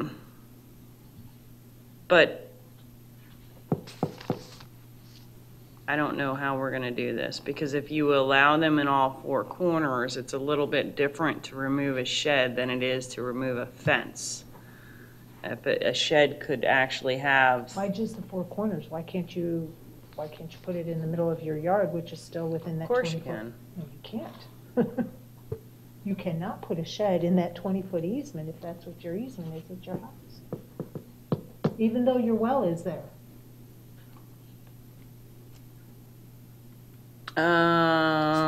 Commission, I'm up for, oh, I think sorry. maybe we just, when we bring back the discussion about the sheds, that they include this as part of the discussion about this easement, placement of the sheds. I think there probably needs to be a workshop on easements and a learning session for us to find the history of what these easements were and why, and then see how we want to tweak it. Vice Mayor?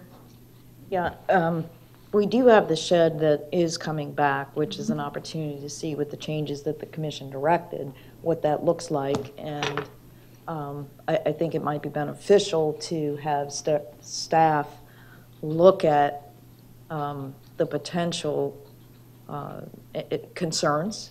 Pros and cons, pros and kinda, cons yeah. of allowing structures like sheds, in the easement, but not to include that as part of the ordinance to allow for Correct. it, but separately give consideration and an overview as to the pros and cons of that. And that's fine, so that you have those answers. But bear in mind that even though the city, when it comes to easements, even though the city in its code may say, yeah, okay, we do allow it, you have to get many times you have to get the permission of those third parties, private entities that have those easements there that we can't speak for. So even though the city may say, okay, yeah, you're all good, you can put them in there, I think that would be really not doable by the code, the way to allow for it, other than what we have now, which is a process that is allowed to go through if they So then want it. maybe we need to review the process. How about that? What we need to do is to review the process, review what's considered exempt and what's not exempt, the internal procedures and policies, and get a handle on that before we determine what should be changed and what shouldn't. Right. Because I think that might be the avenue where you say, if there is if there's, I don't know, a well in your easement area, then you are exempt from the 20-foot or something. So maybe that would be the alternate way than changing something blindly. Does anyone? Oh, yeah, I'm not looking to change anything. No, I know what you're I'd like to saying, get more of but I an still want- understanding as to why it's not allowed. That's why I suggested a workshop So, on the whole topic. but I also like the pros and cons of allowing it, not allowing it. What's the reasoning behind not allowing a shed in that 20-foot when the well's there? And is it- Obviously, you're not plowing down the well. And is it even practical to actually implement and be effective because of the third-party rights that are there with most easements, But the one thing that I would say, though, is I would hate to slow down the process for the work that was done in regards to the sheds, that staff was given Oh, no, direction no. to bring back, that this maybe make a separate item. Because I'm afraid if we combine it to bring it back when we have that ordinance come back to us, it's just going to drag that out even further because staff would have to have time. I'm just That's even not what looking she's for a saying. simple memo. I'm trying to be very clear Yeah. Yeah. as to make sure Okay, here's that what ordinance is not I think slowed another down. thing we need to know is what is the requirement of those others who have easements? So what is the utilities easement? What is the Comcast easement? What is you get what I'm, so for instance, if Comcast only has a 5-foot easement, Right. the city has a 20-foot easement, well, that gives us 15 feet to work with. That's what I'm trying to get at. So we also need to get a clarification as to, are they all different throughout the city? That's another thing. I don't know. So I'm going to try to put this in simple terms. We're looking for a pros and cons overview. The current policy and procedure for exemptions. What are the other easements being third parties? Third party. As well as city easements.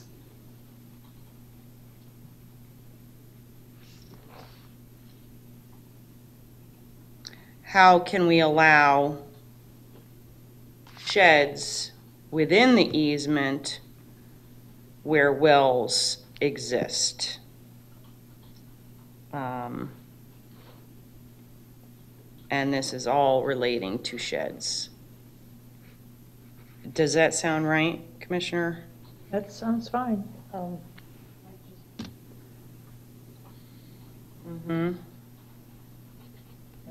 Go ahead. You're not reading my mind. Go ahead. I think it would be very beneficial to have an agenda item, commission meeting agenda item, from what I'm hearing, in regards to right-of-ways and easements, city and private, and the policies and procedures for the allowance of. Bless you. Bless you. Okay, so Items. add to that a workshop. When, I don't know. What's the deadline, McDowell? Oh, my deadline, the tree ordinance is way before this. We've been waiting far too long for the tree ordinance. So 4 months, within 4 months to have this workshop? Within 4 to 6 months? What do you 4 think? months is fine. Within, let me ask staff, because within I 4 don't know- months. I don't know what's. To have this workshop. And basically, we're just looking for the pros and cons overview on placing sheds in 6 months. I think 4 months 5 is. months? 4 months is a good gauge. Development shaking, 6 month option. yes. 4 to 6, that'll give them time. Gives them a little bit of flexibility. And it doesn't yet necessarily have to be a workshop. It could be similar to what we're doing right here, a general discussion, possible action kind of thing. Similar to what we're doing with the fence.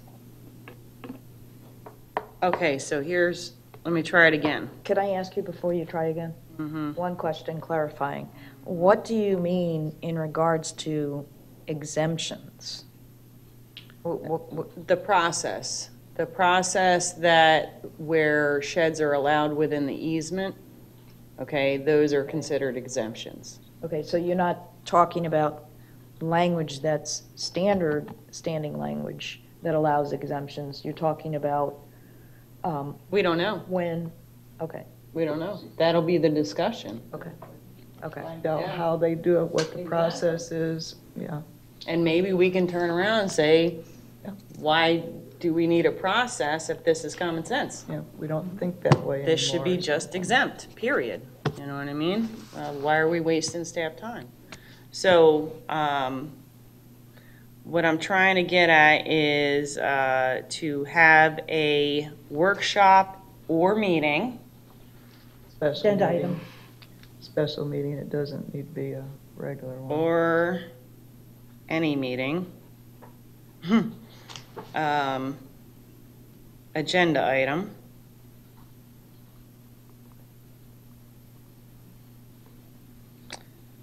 To have an overview of the pros and cons in regards to placing sheds in the easement, the current policy and procedures for exemptions, what are the other easements, including third parties and their measurements?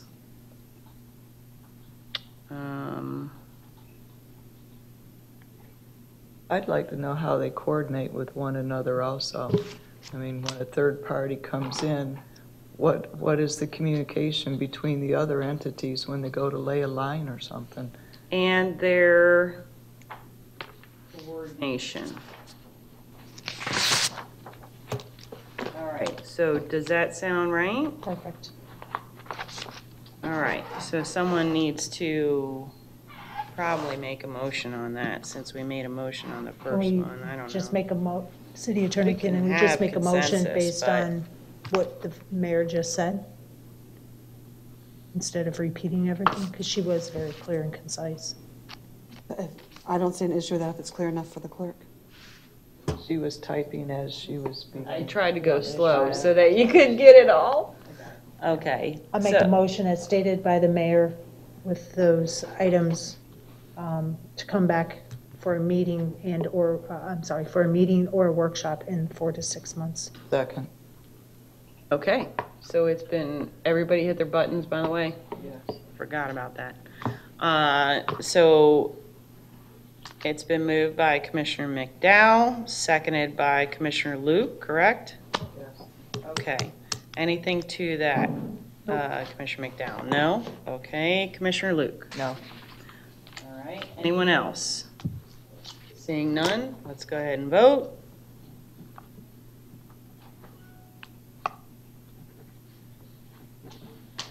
And that's unanimous. Thank you all.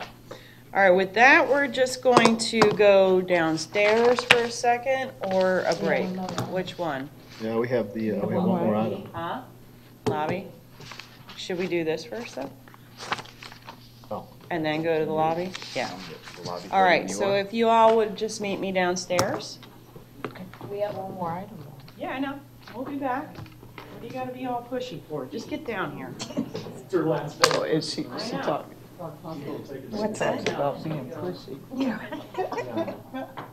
She already had that discussion. I said Linda already had that discussion.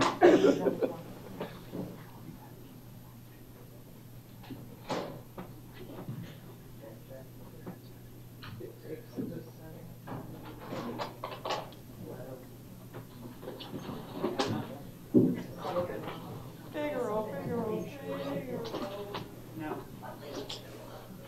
Hello. Are you gonna come down here? What the? Oh, look at that.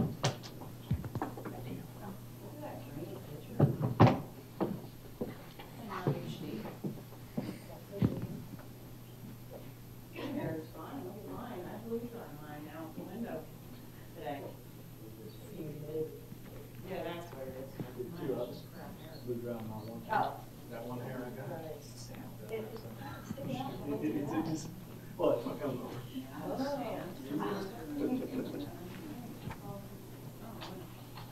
So here we are today with vice mayors, slash mayor 2 times, slash commissioner for 8 years. Last day. It's bittersweet, huh? It's also kind of full circle because I was here on her first day and now I'm here on her last day. Because she took my seat over. So it is an absolute honor for me to be the one to actually give this to you. So in an appreciation for your dedication and commitment as a commissioner from 2010 to 2018. Thank you. No, I won't get the microphone because everybody else is going to have something to say. But on a personal note, I think that Linda, while you are an absolute pain in my rear and overanalyze, I think that you have been one of the brightest commissioners we've ever had in this commission. And I have been along a long time. And I still think You should have took the time to go to college and get that dang law degree, because I had said that from the first day she got in. And I just see great things happening, honestly, because I know that this is a passion of yours. It's in your heart. It's in your blood. And I know that it's not going to leave, because it doesn't leave as much as you want it to leave. Take it from someone who knows. Yeah. Take it from someone who knows that you're going to want that individual life, but it just never happens.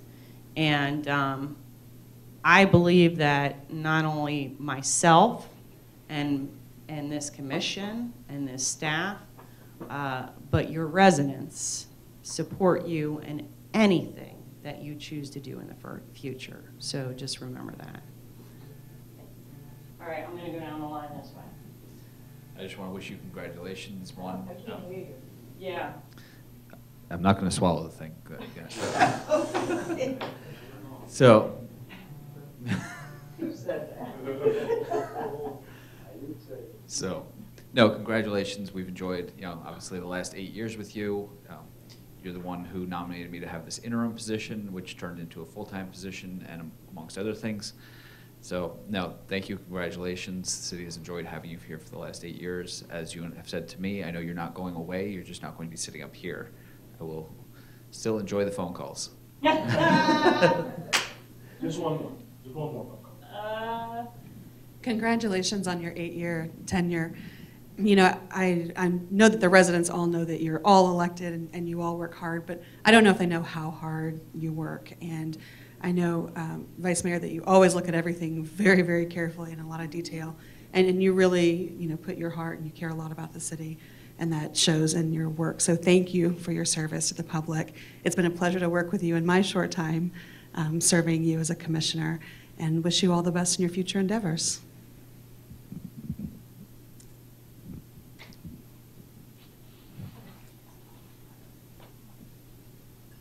Thank you. Thank you for representing the people. They love you. You have been an example for all of us to follow.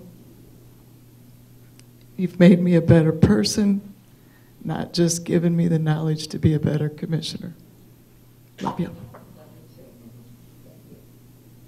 Wow. Don't quite know what to say. We go back way before you were a commissioner, way before I was a commissioner. When you were a commissioner, you really helped me understand how the city works and what it takes to be a commissioner for the people. You definitely scrutinize things, look things over, and that is to be commended and to be applauded, because that is how you help and represent the people, to make sure it's done right the first time instead of having to go back and do it again. She'll do it again. Don't quite know what you're going to be doing in the future, but watch out, world. Linda Yates is going to be on the path. Thank you very much for helping me, and and best of luck to you. And I hope you take some time to get reacquainted with your husband. And thank you, Mark, for your service to the city, too. Yeah, thanks for lending her to us for 8 years. Right? He should be. Mark, you should be. I'm good. There's actually been a couple of commissioners here that have really helped me, but today's Linda's day, so I'll talk to you the next time. But if it wasn't for Linda, this process would have been a heck of a lot harder. You were always there. Anytime any of us had a question to say, how does this work? How does the process work? And you were always there. You're always very gracious up here. I watched you and the vice mayor allow me to mess up an entire motion so I could learn the process, and then just I got my first rejection. It was tough. Never forgot. I never will forget. No, but I appreciate that. Getting to know you here. Getting to know your work ethic, getting to know you on a personal level especially has been a great honor of mine. I am disappointed because I will start losing more weight as nobody knows when Mark brings her food, she doesn't eat it, so I get to do that. So Mark, your job is not done, son. I still need nuggets, but But thank you very much for everything that you do for this community, because I know it is your heart and your soul. And I greatly appreciate it. Thank you. Now it's your turn. Now I get the mic? Yeah. Hello? 3 minutes, 3 minutes. Oh, no, you're still on. Yeah, I'm still commissioner. Never mind. Yeah, that's probably one thing. And, you know, when you come in as a commissioner, I can tell you're just always learning. And it's funny, you know, 8 years ago when I would look at myself and I was like, come on, Linda, shut up already. So I can imagine, you know, how sometimes, you know, it's you get used to people. You work with different people all the time. But you have to evolve. You have to grow as a person, and you have to grow within the environment. You know, it's kind of just like family up here. We don't get to choose, you know, our relatives, and the same with commission. You know, it's. But you know, it's the same thing. You have to be able to work with everybody. I've been with many personalities, from one extreme to other extremes, and you know, it's just part of really focusing on your job and what you're there to do, and you know, respecting everybody, and you know, just remembering why you're there. And that's one thing that has always been very, very important to me, is just that dedication and commitment to the public. You know, it's not easy sometimes to go up against the tough challenges and you know, tough decisions and resiliency and bringing things back, trying another way. But that's really the representation that people really thrive for, is representatives that are going to listen to all of it and try and really find those angles to make it happen and bring everybody together. And I've said this before early on, when all of you were elected to this board, that you're like my family, and in 2 short years,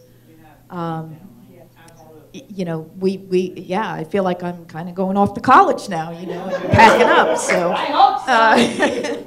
Or else you're going to get a call from your mother. So, and it's been fun.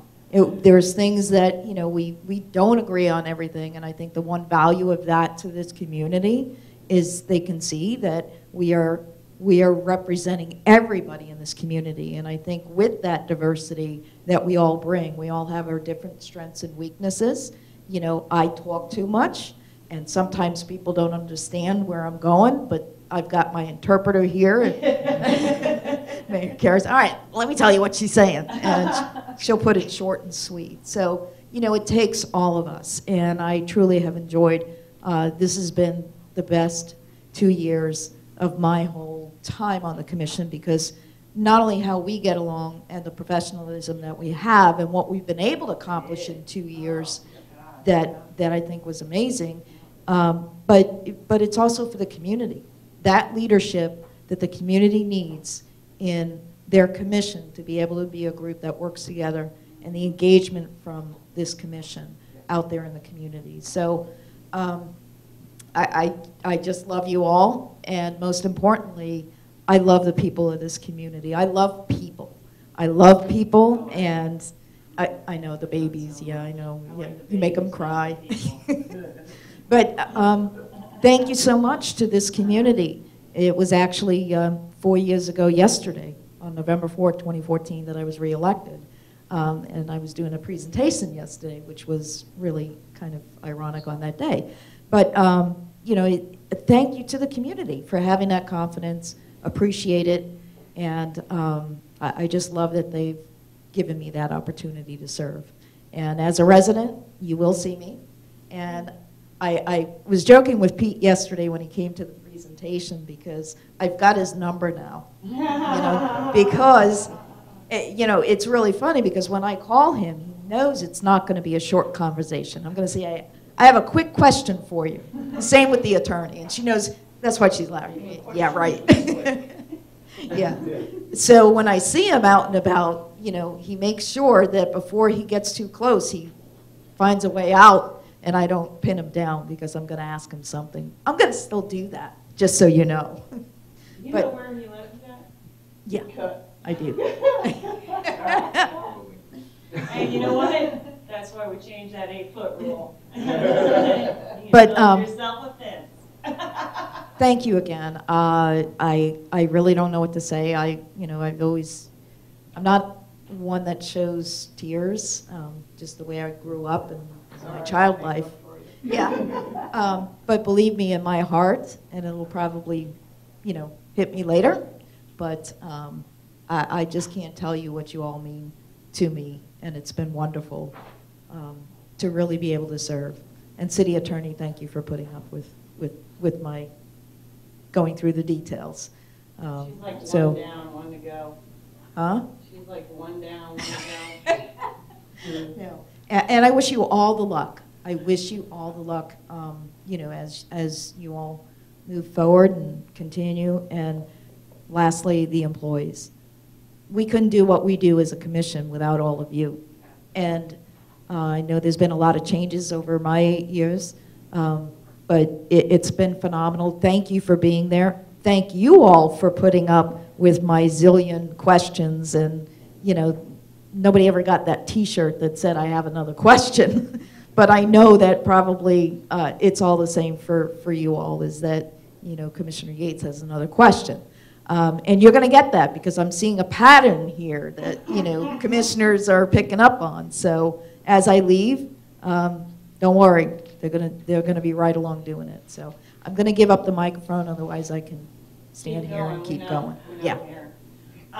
And just so everyone knows, because I'm pretty certain this thing's not working anymore, we have cake outside. So we're going to take a 15-minute break, and then we'll come back and end it with your agenda item. Thank you. So, thank you.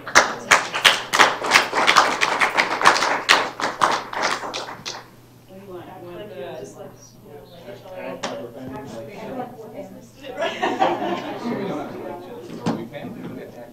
Families pulling hair. I mean, I think that's we could go. Yeah, there's a big. Go either way. Yeah. Okay. All right. Ready? 1.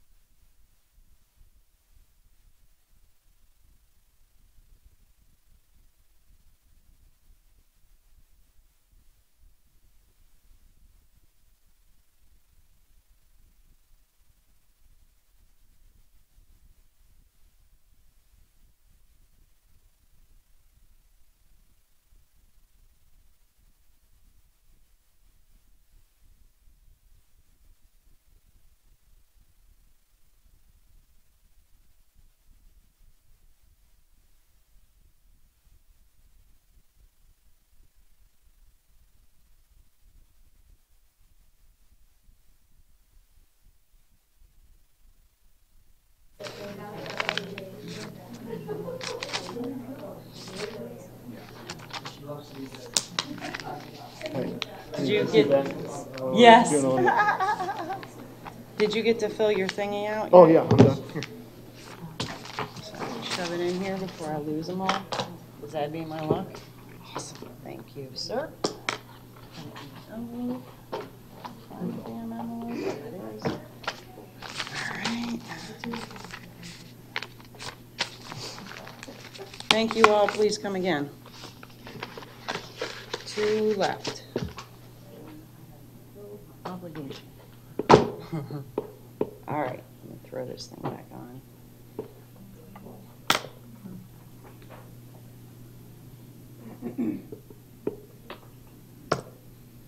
All right, are we ready? Ready, folks? And we're back. Thank you all for that. We have one last agenda item, and this is on the City Code Chapter 46, and Vice Mayor, it's all you. Thank you, Mayor. As you see, I gave a summary in the backup material, backup information. This is an item that's been lingering for a while. We did address it in May, and we only had 4 of us here at the time, so it ended up in a 2-2. So now with a full board, I'm just hoping that we can get some direction on this. And this has to do with the noise ordinance. You have a lot of backup material that I've provided. That really I'm looking at from the standpoint of the level of service and the quality of life that we provide to our citizens in the community at large. Doesn't matter where they live. There's certain public safe, health issues that we look to ensure that all people in the community have a baseline protection. And that's really what this is about. At the time that the code had been changed for the noise ordinance in regards to homes in areas, subdivisions that are closer together, it just really, there was not a whole lot of information at the time in regards to, well, where does that leave those folks in those type developments?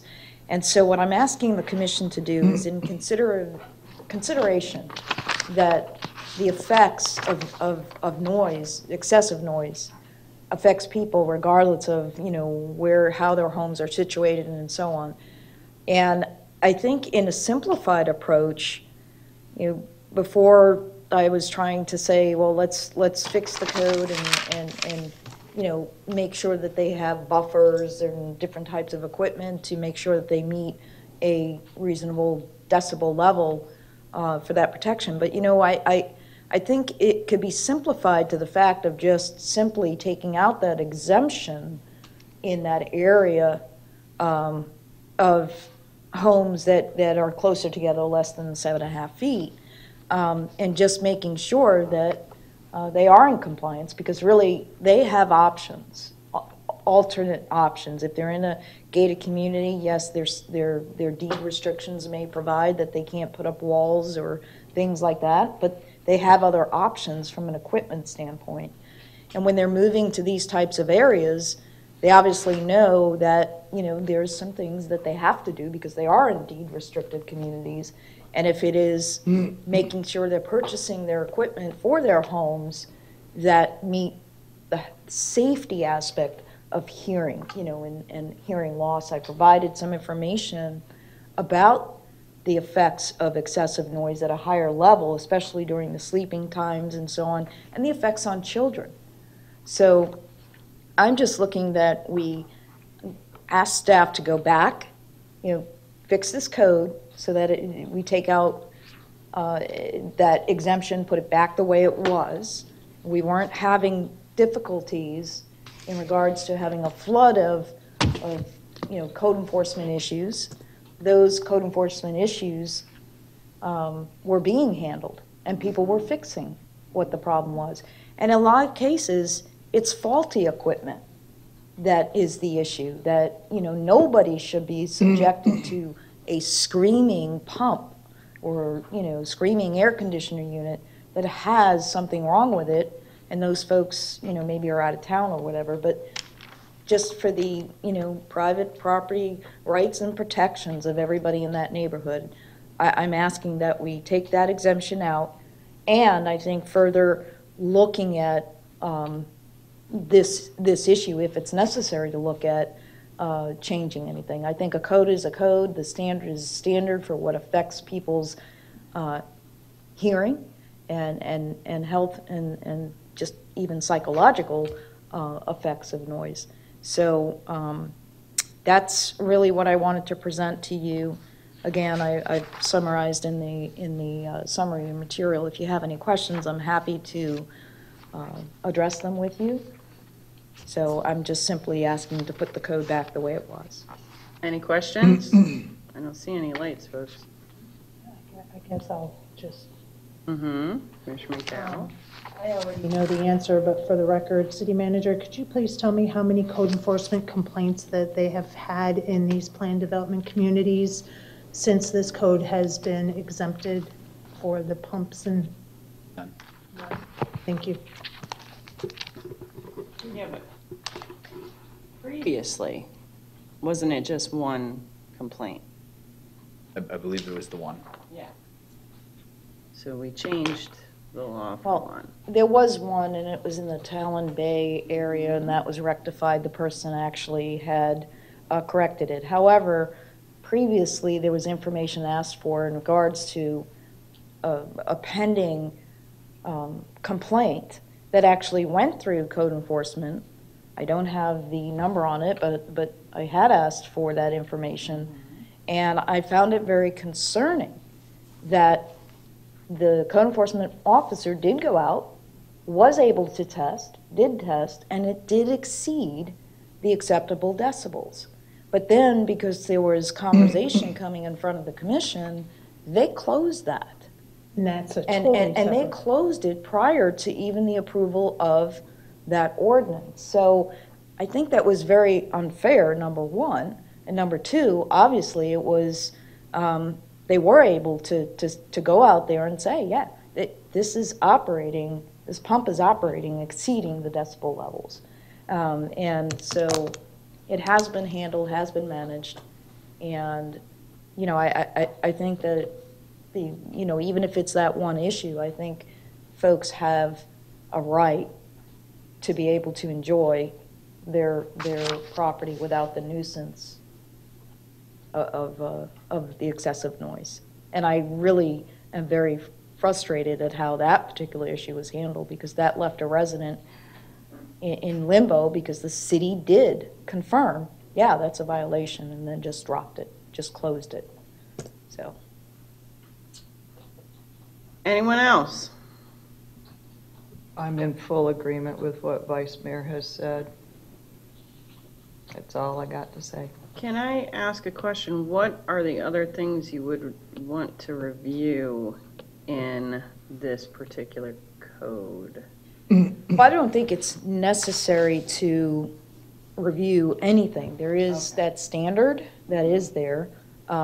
We have obviously gone out, checked it, and, I don't think it is necessary. Okay. We can't create something that doesn't exist. Right. As far as what is a right decibel and so on. What you said earlier was to look at the whole code as well. Well, I was just throwing it out there that, this is the discretion of the commission. I personally have not found that anything needs to be addressed in here otherwise, and just removing that one section. And I'm happy to make a motion to do that. So, go ahead and make the motion, then I'll make my comments, okay? Sure.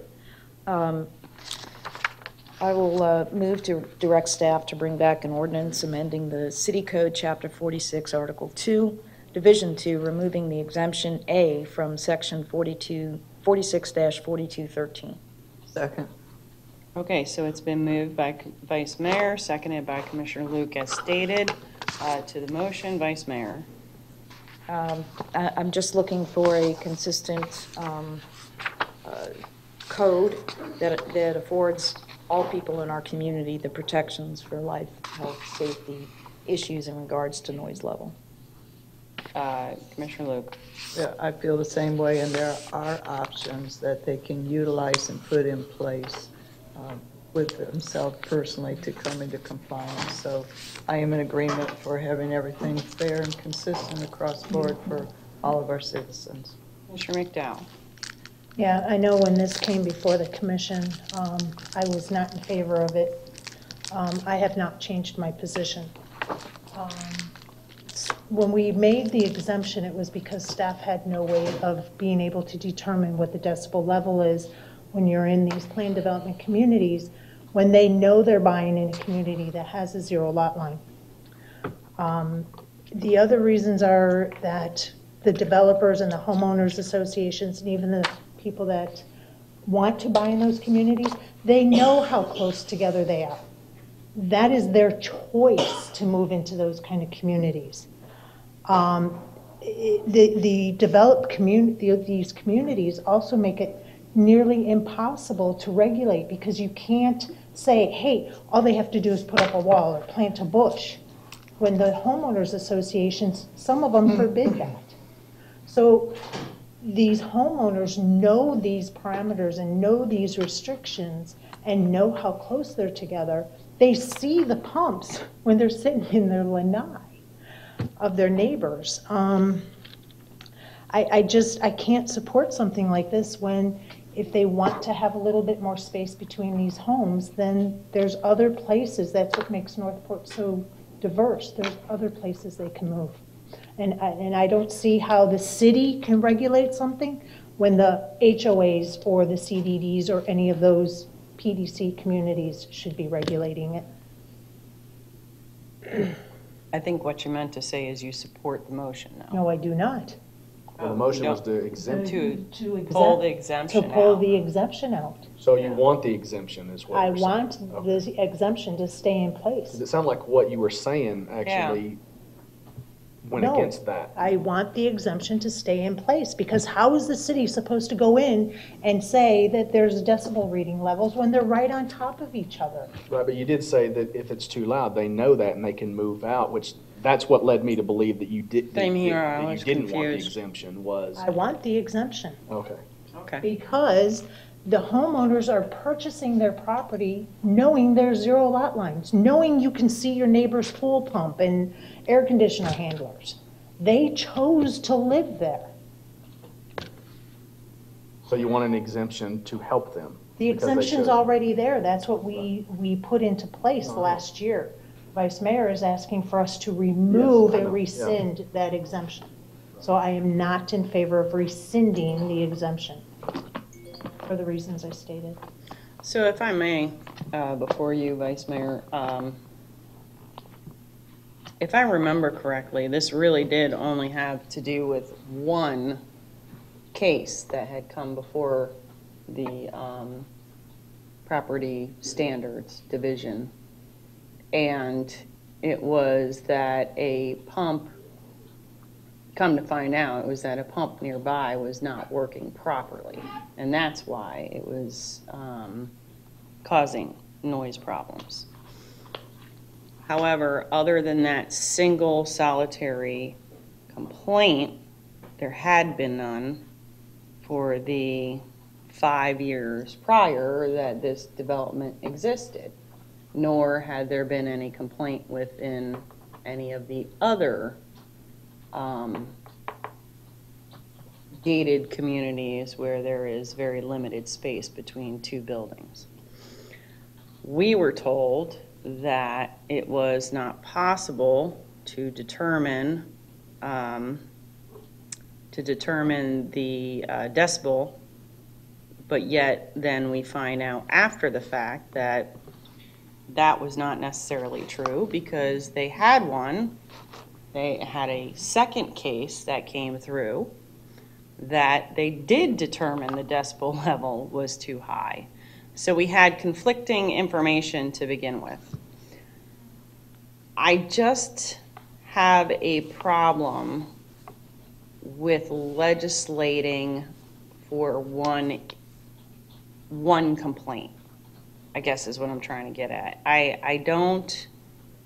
I don't disagree that there are certain limitations that we as a government have against homeowners associations and such. But this is more about quality of life, as the vice mayor has discussed. And the reason why at the time I most likely supported it was, one, I believed what staff was telling us and was not aware of any other information that came forward later. But recently, the whole 8 a.m. of construction beginning played a role in my life. And at 7:30, 7:45, they began cutting bricks after a commission meeting. Now, mind you, I'm not a happy camper in the morning as it is. So, I think that, and I don't want to muddy the waters and make it part of this. That's why I said I'll talk after the motion is made. But I really think that we should have, I'm not opposed to people working on the job at 8 a.m. I get that. I mean, I know most of us come from construction backgrounds of some sort. I get that they have to be on that job as early as possible. But shouldn't there be a decibel level requirement that says you can't go beyond the decibel until after, say, 11 a.m. or noon or something?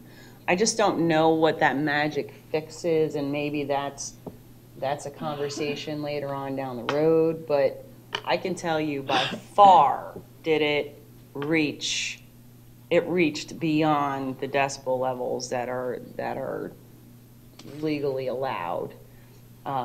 When we had the truck explosion on 75, which is a mere, 50 feet from my house, essentially, it shook the house, and you could hear it as clear as day.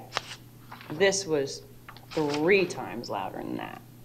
So, my point being is that I think we really do need to look at that, because that means that not just myself, but people all over this city are being interrupted so very, very early in the morning. And by the time you make a phone call, they're gone. They just come in, they do their thing, and by the time somebody comes out, there's nothing that can be done, So just kind of a on the radar conversation. But as far as the exemption is considered, I do agree with removing it. I think that everybody should have the ability to have peace and quiet.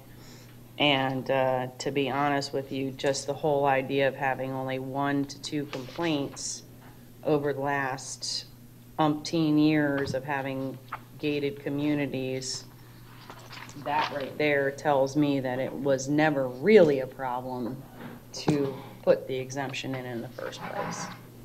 So with that, Vice Mayor. Yeah, thank you, Mayor. I think you hit pretty much a lot of the follow-up points I was going to say. But the other thing that I really believe strongly is that as far as people moving to this community, yes, they do know that they're moving to this type of community where the houses are closer together. But in knowing that, they're going to have additional expenses because of it.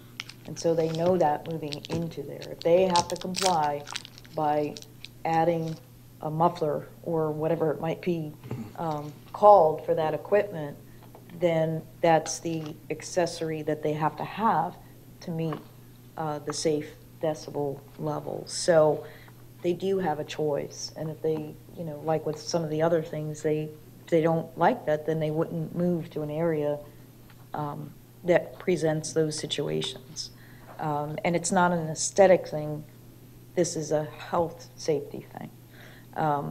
And when we as a city set the codes in the city, all of those developments have to comply with it as the base rules in the city for everybody.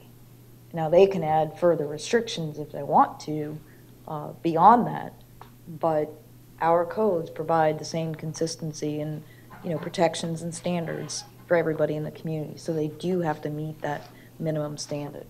I don't think that we're at all trying to regulate these subdivisions and their housing communities. So that's it. Thank you. Yeah, I don't think that we're putting any undue thing on the HOAs.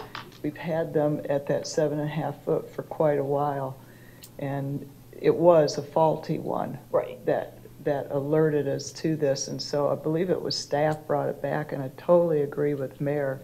We were told some things that didn't pan out to be exactly what we thought they were doing, so we put this exemption in and pulled the right of those people in there to have the same quality of life. And we did it thinking that we were doing something for them, but they came to us to get the exemption to even put them closer together. And it wasn't them that asked for that exception for the sound, it was our staff doing so at that point. So if this means that the HOAs have to look at a noise ordinance, or maybe look at how their residents can adjust to our regulations and codes, then so be it. Thank you. Commissioner McDowell, then Commissioner Hanks. I just want to remind that the previous code that we changed to exempt the air pumps and handlers and stuff had a reading of 60 decibels. 60 decibels is basically a conversation of somebody on their patio. So for them to hear an air handler, that air handler has to be above 60. And there's a 0 lot line. So that they're going to hear a conversation and any other loud, normal day-to-day things that happen in and around their property.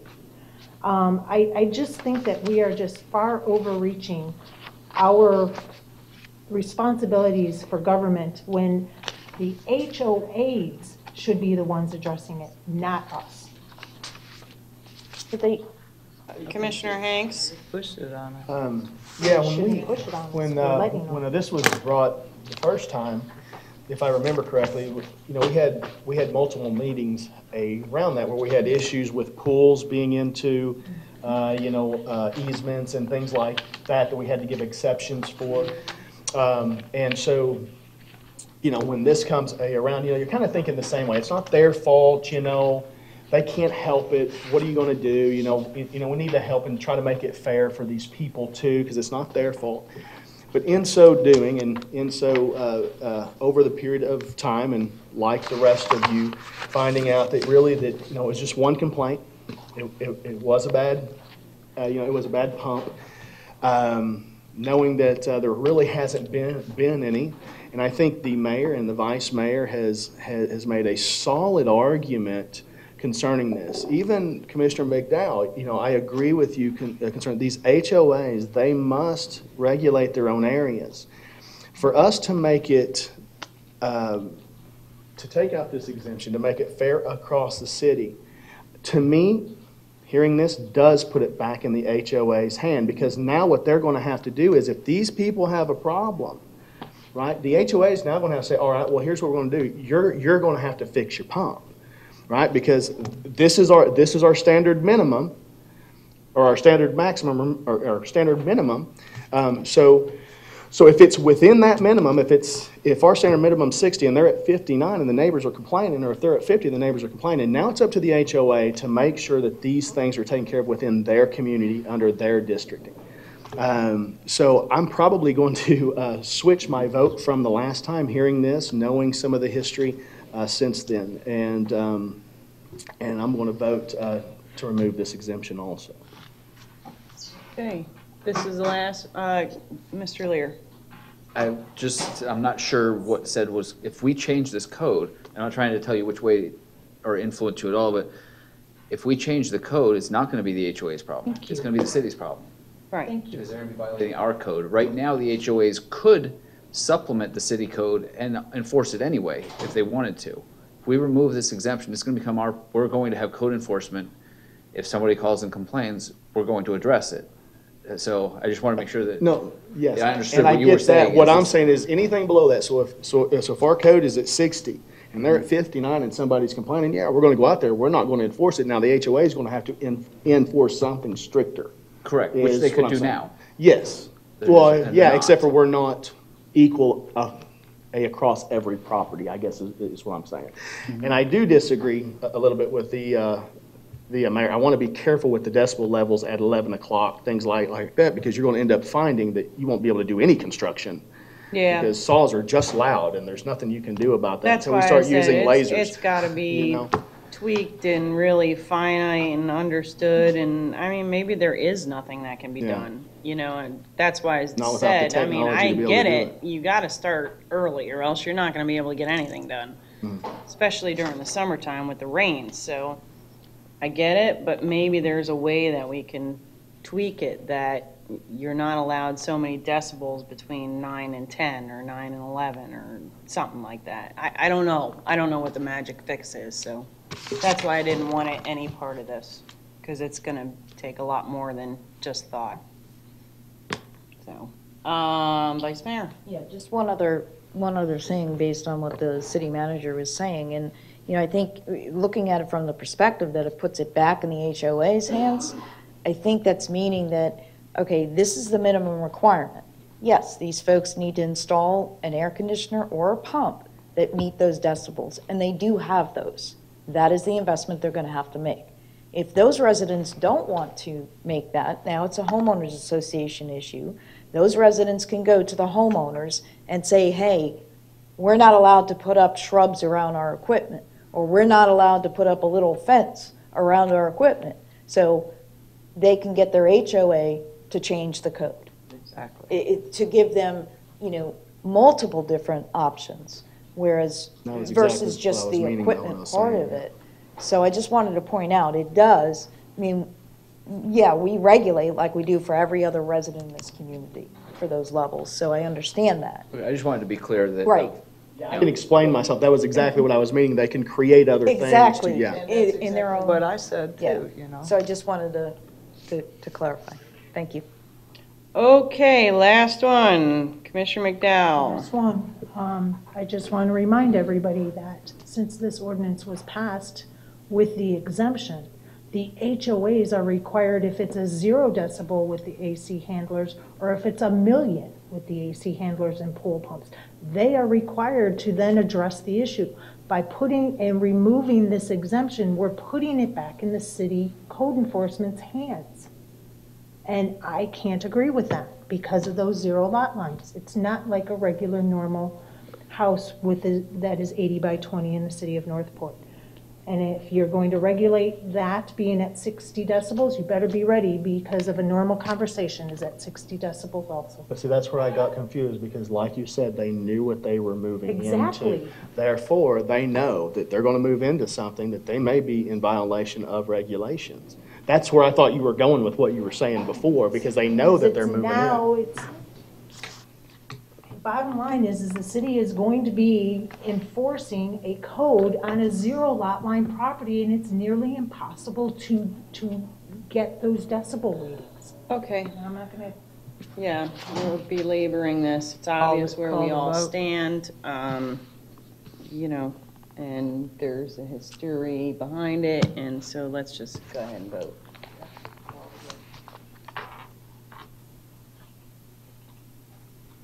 Oh, No, Oh, what? hold on, it needs to get reset. could you please reset that? I think I hit the wrong, well, obviously I hit the wrong one. It's like, wait a minute, no!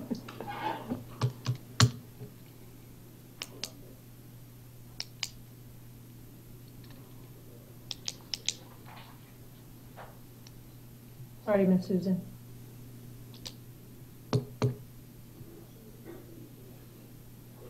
You want to do a voice vote here? I don't know. She's clearing it. Oh.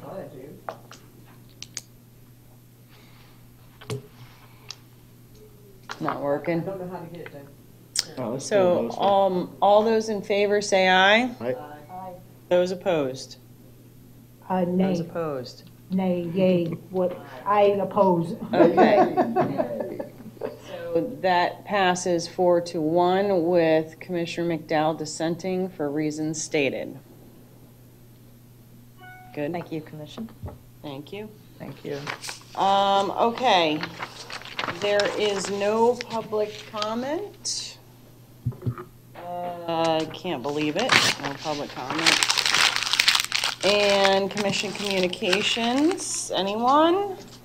I just want to say goodbye to our vice Yeah, mayor and that's wish all her we well do. in her future endeavors. Anyone else before we get the vice mayor? No, I'll wait until next Tuesday's meeting. Okay, Gotta get her last plug in. I know. Go ahead, vice mayor. I just want to say thank you again to all of you. It's been great, really enjoyed it.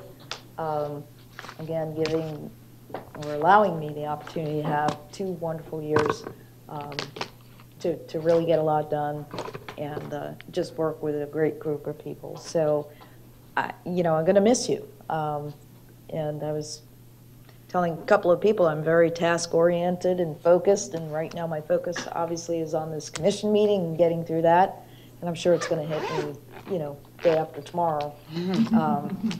But I'm honored. I'm honored. And Well, it's- day after it's been- tomorrow, give me a call, because you can. I am now going in the Whoa, shade. that's it. Yay! Thank you to all staff as well. It's been great. City manager, city attorney, and Susan, thank you. City manager, anything? Good, thanks. City attorney?